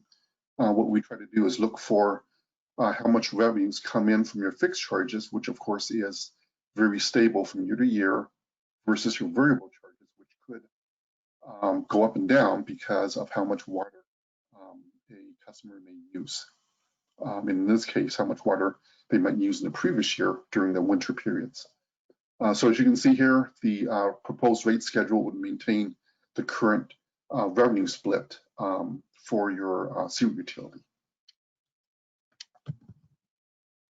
In terms of calculated impacts to customers, what we've done here is prepared sample billings for customers at different usage points. So here we have a graphic that shows your single family residential billing for 3 typical customers within your city. A low user, which uses about 1,000 cubic feet of water per bi-monthly period, and this would be typical of a small 1 or 2 person household. The typical user at 1,400 cubic feet of water, this would be more typical of a 3 to 4 person household, and then a large user at 2,500 cubic feet would be representative of a household with perhaps 5 or perhaps 6 people. So maybe a family of 2 with or parent, 2 parents and 4 kids, for example. What we see here is for the low user, you can see their billing would go up by about $8 per bi-monthly period, about $10 per bi-monthly period for the typical 3 to 4 person household, and then about $14 for the larger household, or about $7 per month. The statistics that we present here is inclusive of your current 12.5% utility tax, and as I mentioned, we're proposing that you keep that. For your other customers, your non-single family residential classes, you can see their billing would decrease, and that's a reflection of the decrease in the fixed charges that I just went over about 3 slides ago. Your commercial customers, as you can see, that goes up slightly by about $10 per 2-month period. And then Columbia River Carbonates, that customer would expect to go up by about, as you can see, about $60 per 2-month period. And then finally, for your remaining 2 customers, Hamilton Materials and Monitored customers, their charges would go up as well. For Hamilton Materials, their charge would go up by about $700 per 2-month period, and that's a reflection of the amount of water that they use, and as well as remaining 2 customers, Hamilton Materials and Monitored customers, their charges would go up as well. Okay. I'm sorry, Mayor. Can you repeat that question? That was you, Martin. Oh, sorry. Okay. That must be getting some feedback there. Okay, thanks. And then for your monitored customers, their charges would go up by about $200 per bi-monthly period. We were also asked to update your sewer assessment charge. And what that is it is a one-time charge that's assessed on new connections to your water or to your sewer utility. The calculation is quite prescriptive. It's governed by RCW. And basically what that RCW says is that each new connection shall bear a proportionate share of the cost of the system capacity that's required to serve that new connection. How it's calculated is it takes into account the current value of your existing assets as well as your new or i.e. your future CIP, and it calculates that against your overall system capacity, and we derive that from your system plan. The charges that I'll present on the next slide represents the maximum charge that your city can defensively charge. So you have a choice of charging up to that amount, but we would recommend that you do not charge more than that amount. And again, that's so that we protect the city from any potential challenge from, for example, a developer that's paying that charge and that they want to ensure that that charge represents the fair share of a new connection to the sewer utility. So the recommended change here for your assessment charges is to increase that charge from $4,900 to $5,200. This is for a typical 5/8 inch or 3/4 inch water meter serving that property. And that charge would go up by meter size. And as you can see, the recommended charge that we have here increases by a much steeper slope than the current charges by meter size. And the reason for that is we're recommending that the city move to standard ratios or meter ratios as prescribed by the American Water Works Association. And this is a industry practice. It's used by many jurisdictions, and it's to reflect basically the amount of water that can flow through a meter of different sizes. And as you can see, it becomes exponentially larger. And again, that reflects the volume of water that can be pushed through different size meters. Hey, Martin, can we go back to that slide, please? Because yes. I think when we look at those numbers, can you tell us where? Because when you look at it like that 4-inch pipe, when we're looking at $44,000 connection charge and going up to proposed $131,000, and I think when I sat through this presentation the last time, I had a lot of concerns with this slide just because of some of the increased costs. And I've got Ms. Coleman in the room now as well. Where does the city of Woodland live on this piece of paper with new development. I think that's important to tell that story. Do we live in the 5/8 to 3/4 and the 1-inch area mostly? Yep. We have very few 4-inch. We only have maybe a handful of 4-inch. Majority of them are 3/4 inch. We have another couple dozen 2-inch. Those are from all your large manufacturers stuff, but mainly it's your residential area are your 3/4 inch. We have a few 1-inch that would be like the laundromat in town, and it used to be a 3/4 inch. So know that we're on the low end side for what other cities. I hate to use that other cities are charging, but we really are on the low end side. And so, people wonder how can other people do it because they're charging a little higher. We are actually at the low end of the fee charges. So this puts us more in line with what other people charge. So why does that matter? It does. Well, I'm telling you the reason why they look at it, because when you hire somebody to look at these, you have to look at the all industrial average of all cities. And when they compare that, they look at ours. If we had enough money in our reserves and enough money in our budget to be able to maintain our facility, they wouldn't even be looking at these numbers. But when we don't have that and we have new people coming in and develop, and these new people have to buy into the system, they want to look at how much are they contributing in an overall cost. The people are contributing for new development are not contributing like they should do. So in essence, charges in my mind are a lot like impact fees. Yeah, pretty much. And so if someone's coming here and we're charging less than that, then the existing ratepayers are subsidizing. That's correct.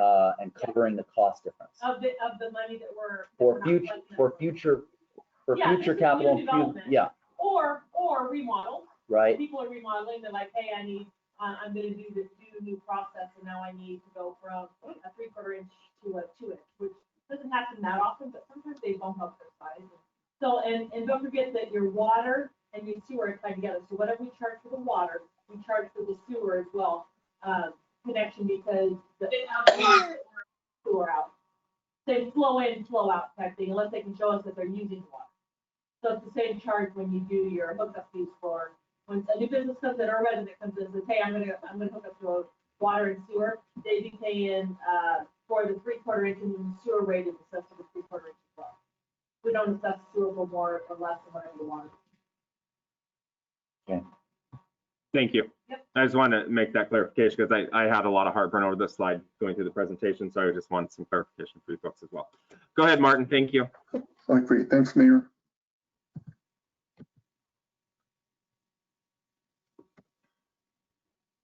This last slide, this simply presents or compares how our current charge as well as the proposed charge compares to assessment charges that are assessed by neighboring cities. As you can see, by going up from 4,900 to 5,200, City Woodland remains right about the middle of the pack. As you can see below, a bit below Oregon and a bit above the city of Camas. As you can see, the charges do vary quite a bit, from a low of $1,700 for Kelso up to about $9,400 for the city of Battleground. And again, this charge is unique to different cities. It depends on the value of their current assets that's in the ground, as well as their forecasted capital needs, as well as forecasted growth in their city as well. Martin, Mr. Fredericks has a question. Yes. Looking at this jurisdictional assessment here, I'm noticing that our neighbors, La Center, Kalama, and Ridgefield, are all significantly greater. And if I understand, are those areas expanding, and that is why their assessment charge is a lot higher? I do not know the specifics of those communities, but again, the driver or the way that charge is calculated, Councilman, is that it's based upon the value of the assets, both in the ground as well as forecasted, as well as the number of residential units that's forecasted in their city. So there could be a couple things driving it. Number one is there could be a couple things going on. Because it may be a city, for example, that might not be growing very quickly, but yet there are some very large capital needs that's coming due. For example, perhaps there is a large wastewater treatment plant improvement that they need to fund, or that they need to plan for. So therefore, that cost then becomes spread across a smaller or small customer base, and thus resulting in a much higher charge. So there's. Mr. Chaw, can you confirm that when your folks did this assessment, is it taking into consideration the 426 acres that is currently undeveloped right now? Is that included into this? I mean, we're looking at costs associated with sewer infrastructure out in the underdeveloped town 10, 15, 20 years out. Was that taken into consideration at all? Well, we took into account the CIP that's been forecasted over the next 10 years. In terms of the ERUs, or the equivalent residential units in your system plan, I'd have to take a look back at that, at what your engineers used, and whether or not that included growth within your within those planned developments that you have in the city. Hey, Martin, I can speak to that real quickly if you'd like. Sure, yes, please. Yeah, so one of the foundational documents for evaluating your sewer assessment charge is the planning documents that have been developed by your engineers. And so we rely on that to determine the total amount of capacity that your existing system and your plan system has. It doesn't rely exactly on the amount of still undeveloped land. What it looks to is the amount of new connections that can be accommodated by the facilities that you've already built, and then the amount of new connections that will be able to be accommodated by the facilities that are included in your capital improvement plan. And so I don't know exactly how that corresponds to full build out, because the plan looks over an incremental time horizon. We're only including it out to 10 years, as that's as far as we have your CIP. So I don't know that accounts for full build out, but it is based on those engineering studies. Does that address your question? Yeah. So to clarify, Andy, you did not take into consideration possible capital outlays in an undeveloped area of the city currently. We're only looking at existing. We included capital outlays that are all of the capital outlays that are in your capital improvement plan that are designated as providing new capacity for connections. So not replacement of existing, but new capacity for connections. Okay. But there was a growth rate in this.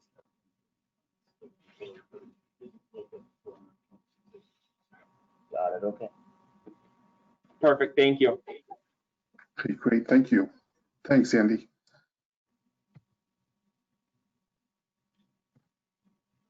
In terms of a wrap up, the recommended rates would fully fund all of your utility operating as well as your CIP obligations over the study period.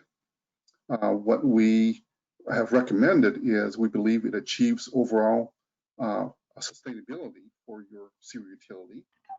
It also achieves equity in terms of cost shares between each customer class. We recommend that this rate study be updated once about every 3 to 5 years, or possibly sooner if there are significant changes in your sewer utility, such as the addition or departure of a significant customer, or a significant change in your city's organization and sewer costs. Lastly, we would recommend also that if you do institute these changes that we just recommended, that you consider instituting these early, so that Shannon does have time to build the new rates into your city's utility billing system. And that way you can parallel test both the charges coming out of your system under current rates as well as under revised rates. And just to make sure that there aren't any surprises or miscalculations within your utility billing system for your customers. So that concludes our presentation. This slide has contact information for both myself and Andy. Those are direct lines as well as our email addresses. So if there are questions that you feel are unanswered here, feel free to call or email us and we would be happy to address your questions. All right, thank you, Martin. Is there any questions related to the second portion of the presentation? Mr. Cha, on slide number 9, can you explain the single family discount? What does that mean? And I see, or I'm sorry, the non-single family, and I see that that one's coming down, and I understand why it's coming down. What is considered non-single family? Councilman Frederickson, that would include your RV customers and your multi-family customers, i.e. your apartment buildings. Like a multi-family housing? Yes. Okay. And then, okay, outside would mean someone who's outside the city limits, correct?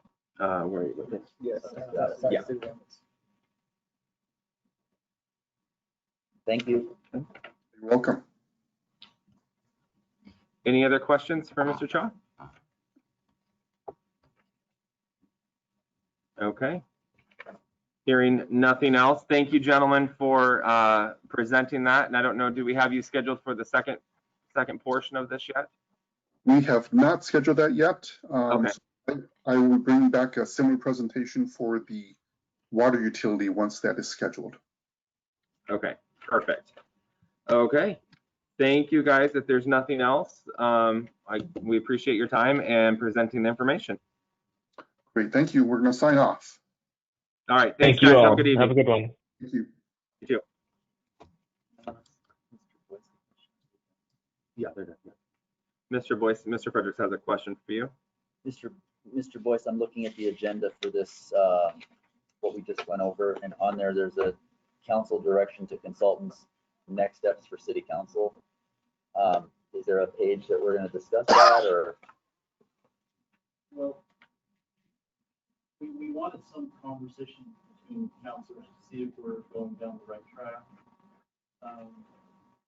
But we realized that some of this discussion will probably have to wait until you hear about the water and utility rates.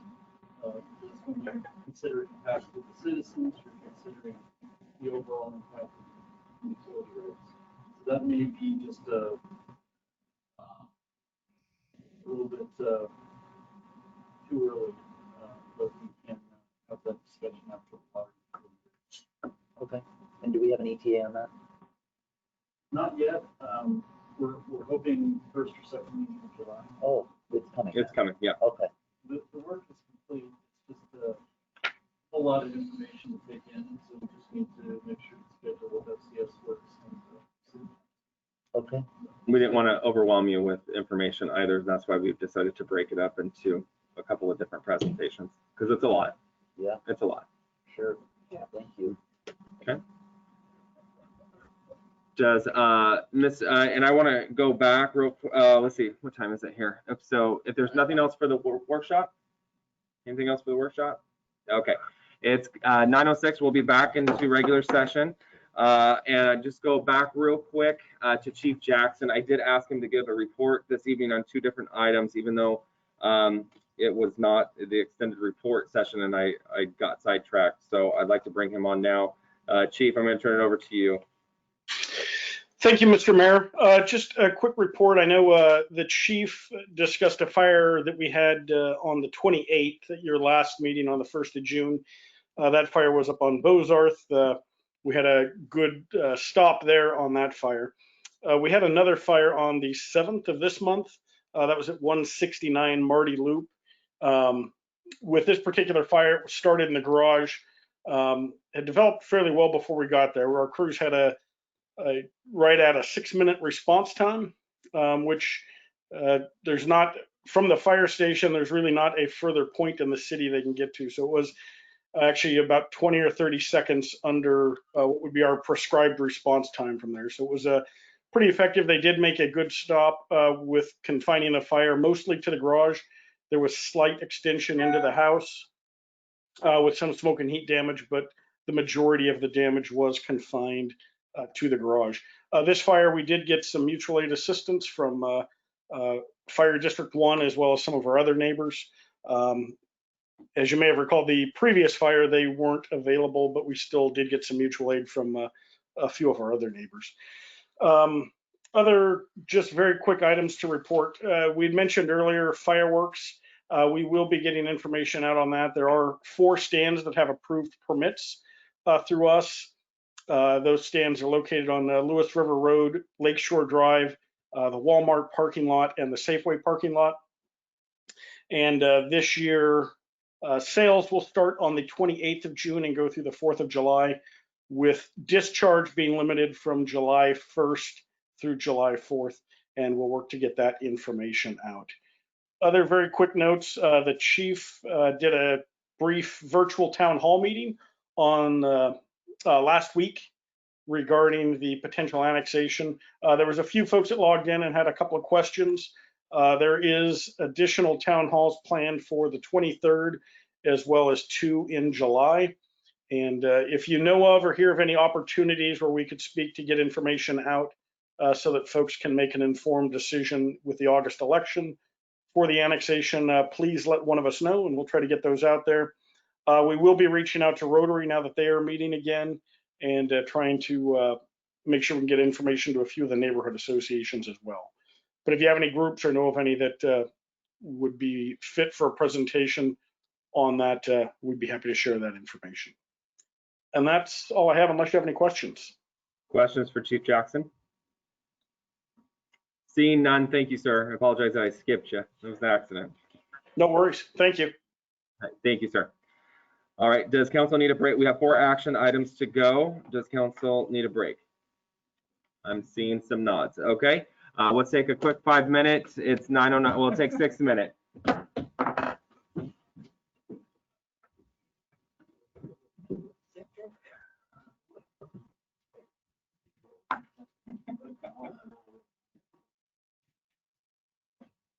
Thanks for getting the water.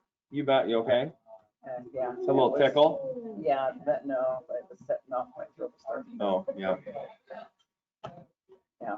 Well, like, I feel like it's just like on. See, there's nobody sitting next to me right now. I can take a little break there. We're all within 6 feet, I think. Yeah. It's just starting to wear on my ear here. Yeah. Yeah, I had to take it off. My skin was really itching and my throat was starting to not do well. Take it, rip it off. I did. I don't want to wear your swims. I know. Carl goes into another hacking attack over here. He's Oh, I know. strapping that on. I moved back. I was like, stay away. He's like, why? He's looking at us. Why are you being so mean to me? Ben and I are both like, oh, go that way. Did he take his temperature before he came in? Right? It's my new granddaughter. Congratulations. She's in her little unicorn bathrobe and looks like it's a 2X, you know. Right. She's so tiny. Is this a new picture? She just turned a month old. What's her name? Charlotte.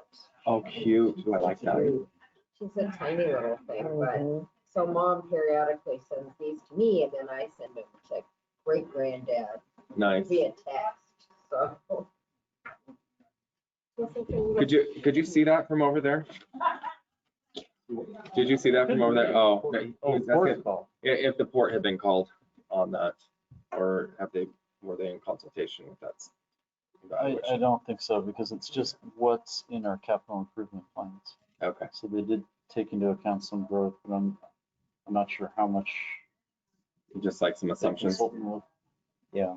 Okay. I don't know how much they consulted with the port when they put the CIPs together. Though, okay. So. Just Carl. Okay. So does that go into consideration, say LID wants to be formed then for that 426? Because all that infrastructure is going to have to go on the ground. I mean, So- that's when that will be evaluated. We're not talking about funding the infrastructure out there with sewer and water rates. Okay. There would have to be some other funding mechanism like that. Okay.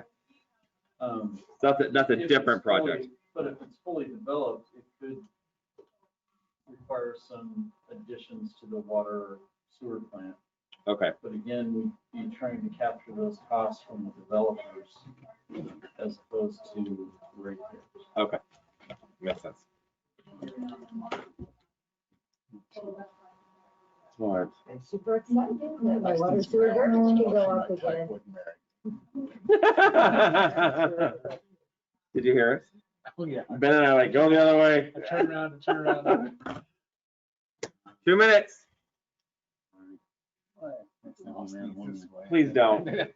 Well, we've all agreed that if you do something else, you're putting that damn mask on. Yeah, yeah. I put my Don't mask touch on me. as soon as that happened. Oh, yeah, because that allergy, especially the cotton in the cotton. Oh, it's flying out there. It's like snow. You sneeze in a store, you think you set fire. But you know, if you wear the mask, doesn't bother you. I'm shocked. I'm shocked. At Oh, I thought you were talking about keeping the sneeze in. Allergies and stuff, yeah. I am amazed that, like, Oh. when I go to let you swim water action, usually my nose runs incessantly with the mask on. I will. So it's something in there. We'll get pills. Oh, He's thinking easy money. Stop it. Monty, let's go. Change it. Oh, is he? Oh, yeah. Good, Joe, hang on. Yes, Ref. let's go home. Oh, We are? did you just? No. No. No, I didn't. Holy I didn't smokes. do it. My camera's No, off. yeah, we are. I hear GD, I hear GD come out there. I heard a little. I don't feel safe. I don't know, GD. We got 1 minute here. Let's see. What is it? Oh my gosh. No. Oh, now Mrs. Holland's gone. She's out. Just drive her right away. She down. She gone. She gone. Oh, here, and he comes in the room. Okay. Ready? All right. Well, we still have. We'll start just a little bit early here. It's 9:14. We're back in session. Mr. Randolph, we're ready for your presentation. I couldn't even look. I couldn't even look. Panic on his What do you want? What do you want now? Oh, that was fun. That was fun. That was fun. We should do that again. If he had a presentation though, we'd all be like, oh. No, it's a joke. 10 minutes, another 5. All right. Enough of the shenanigans. All right. Moving on to action items. Action item C. Determine voting delegate for the Association of Washington Cities business meeting. And I have that on here as well. AWC is requesting the city to designate one delegate to vote on the city's behalf and one backup.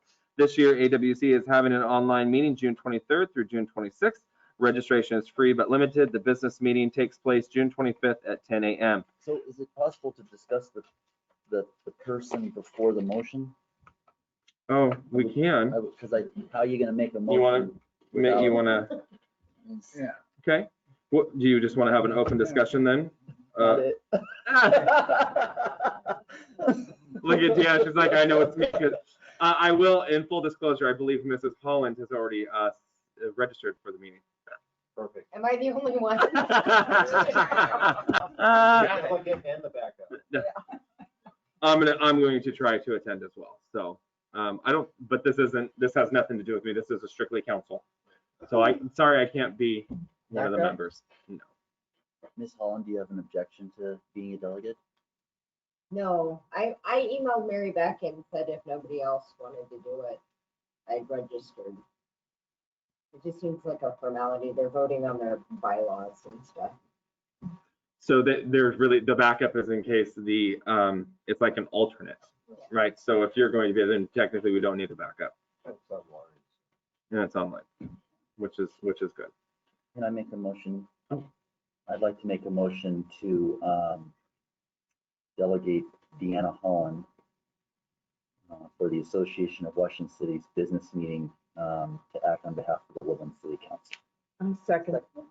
Oh, motion on the floor to appoint Councilmember Holland to the AWC business meeting, and seconded by Councilmember Fredericks, seconded by Councilmember Rounds. Councilmember Fredericks. No discussion. Thank you. Councilmember Rounds. No discussion. Further discussion?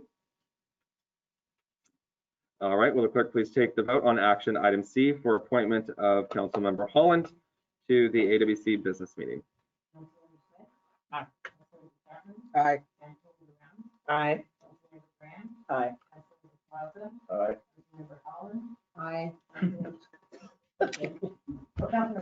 Aye. I thought for sure you were going to say no, because that would have been funny. All right, done. Moving on to action item D, authorize mayor to sign contract with the Washington State Department of Commerce regarding CARES Act funding. I make a motion to authorize the mayor to sign contract with Washington State Department of Commerce regarding CARES Act funding. Second. Moved by Councilmember Rounds, second by Councilmember Holland. Councilmember Rounds. No comment. Councilmember Holland. No comment. Further discussion? Question. Mr. Plaza. Just a couple things. I read through the stuff for this, and to be honest with you, a lot of it I just didn't clue into because I don't speak legalese that well. But are there specific things that we have to, that this is directed towards, or what's the deal on that? Yes, so it can be used to reimburse the city for COVID-19 related expenditures. So examples would be purchasing masks, PPE, sanitizing equipment, cleaning services, management time related to COVID-19, such as the police chief attending the IMT meetings at Alex County. It can't be used to reimburse the city for lost revenue, like sales tax. It can be used for safeguards in City Hall related to COVID-19, such as plexiglass, some of the lobby changes we were talking about. And it can also be used to grant to small businesses. We had that discussion earlier. Right. Okay. So, help them. yeah, so it's staff tracking their time, when it's COVID related. And, yeah, so we think, the 189,000 is more than enough for the city to keep its expenses. And we should have money to be able to ensure that small business. And the COVID protections that we're intending on putting in, I'm assuming that those are required by the state in order for us to be open. Well, there are safeguards that have to go into place. The state's not going to tell us exactly how to do that, but we do need to provide for either social distancing or barriers to prevent the transmission of COVID. There are going to be requirements as we do open, as the state is putting in, such as logging certain individuals who come into the facility for contact tracing, for some that we have to do. So there's a number of items we'll have to comply with. That's a discussion for another day, I guess. Okay, and just to be clear for people that may not know, this is a grant. It's not a loan. It's not something that the citizens are going to have to pay back through taxes or anything like that. Correct? Clarification on that. We will have to pay this back, One way or the other. right? we're printing money to pay this back later. So we, The yeah, city of Woodland will not be asking the taxpayers Right. to reimburse, but everyone still pays federal tax. right. No, that's right, man. No new taxes. You're right. But, okay. Thanks. Mr. Fredericks. So just to clarify, we are having, we're agreeing to this, but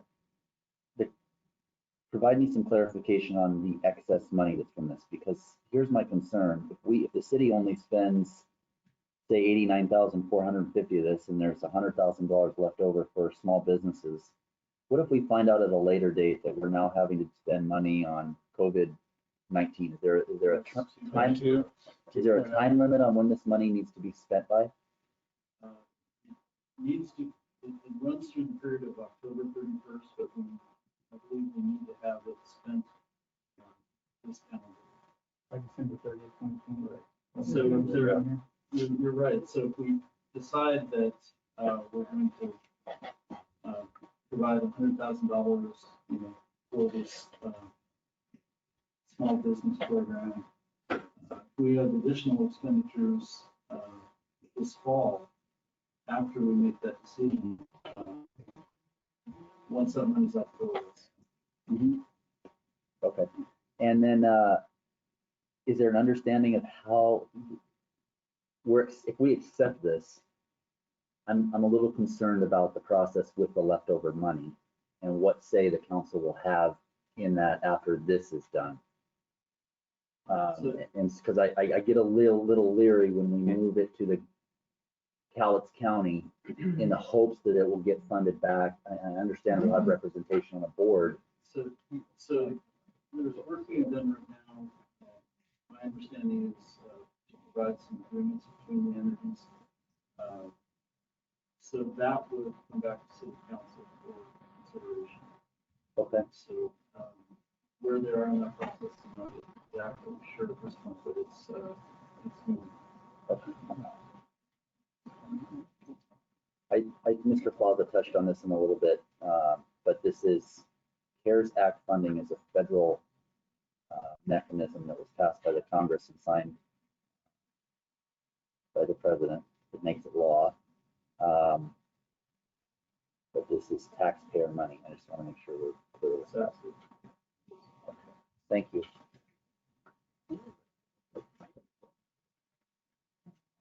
Further discussion? All right, hearing nothing else, will council allow a follow-up question to Mr. Boyce for myself? The comment was made that if this is spent, so say we spend 89,000 for reimbursements, is it possible that we can, I don't want to use, well, can we go above and beyond that and hold some of that money back for just in case? Is that possible that we can, take $20,000 of that? As long as you meet the timelines. I guess when we look at the fall and the potential for cold and flu season to come back around and maybe additional measures that are being, that has to be implemented on us for protections, can we withhold some of that money? Sure. That would go to the county. Yeah, because there's not a timeline on when we have to spend it other than, have something by the end of the calendar year. Okay. So you could, let's say we have that $100,000 extra, you could say, okay, 50,000 right now, go to that program. We'll wait a little bit longer to see what the city's financial situation looks like before we use the second. Okay. I have a comment. Okay, Mrs. Holland. Or it could be like the PPP loan, which was originally taxpayer dollars, but you get 8 weeks to spend it with small businesses, and then our legislators went back and extended it to 24 weeks. So something like that could happen, like if we bounce, like if we go into another wave, then our legislators have the opportunity to go in and make alterations to any of this. Yeah, because this is, the CARES Act is something they had to do on the fly as a response to the situation. So that is entirely possible that you could be hanging on to that money for longer than that. Okay. Further discussion? All right, will the clerk please take the vote on action item D, authorizing mayor to sign contract with the Washington State Department of Commerce regarding CARES Act funding. Aye.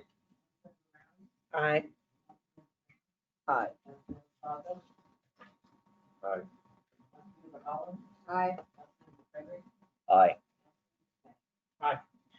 Action item D has passed. Moving on to action item E as in Edward, authorize mayor to sign notice of award and agreement with Shearer and Associates, Shearer Tanks for Water Treatment Plant Reservoir Number 2 repair project and Number 3 cleaning. So moved. Second. Ooh, moved by Councilmember Fredericks, seconded by Councilmember Rounds. Councilmember Fredericks. I have no discussion. This looks like it fixes the reservoir number 2 leak. It's been leaking for some time, 3 gallons per minute. And it just makes sense. We got to do it. I mean, it's not like we have a choice here. I suppose we could let it keep leaking. I'm sure we'll let it a little more done and stuff. Yeah. Councilmember Rounds. I agree with Mr. Frederick. Mr. Plaza. I was nothing. It was a tie on the second. I had to pick. Further discussion. All right, seeing none, will the clerk please take the vote on action item E, authorize mayor to sign notice of award and agreement for water treatment plant reservoir number 2 repair and cleaning. Aye. Aye. Aye. Aye. Aye. Aye. All right, action item E has passed. Moving on to action item F, memorandum of authorize mayor to sign memorandum of understanding between the city of Woodland and the Woodland Police Officers Association with respect to modification of call-out and overtime procedure. So moved. Second. Moved by Councilmember Fredericks, second by Councilmember Plaza. Councilmember Fredericks. Yeah, we reviewed this at the Public Safety Committee this evening. From my standpoint, it is a simple call-out overtime change that they want to make. Makes sense for both sides. As far as I'm concerned, it should be passed. Councilmember Plaza. No comment. Further discussion? I just had a question. Councilmember So Holland. this was directed, that this came directly from Chief Kelly and at the safety committee meeting. It was presented by Mr. Swenningson, who's the Okay. WPOA representative, and Chief Kelly. Gotcha. This is something the police officers want. Mr. Boyce. I just wanted to mention there's no financial impact to the city. Should have mentioned that in a little detail. Yeah, sorry. I wanted to say it, but you guys are in your roles here. It seems like it's just making the overtime across the board fair for everybody. Yeah, the minors are extremely minor change. The changes are extremely minor compared to what the old overtime policy was.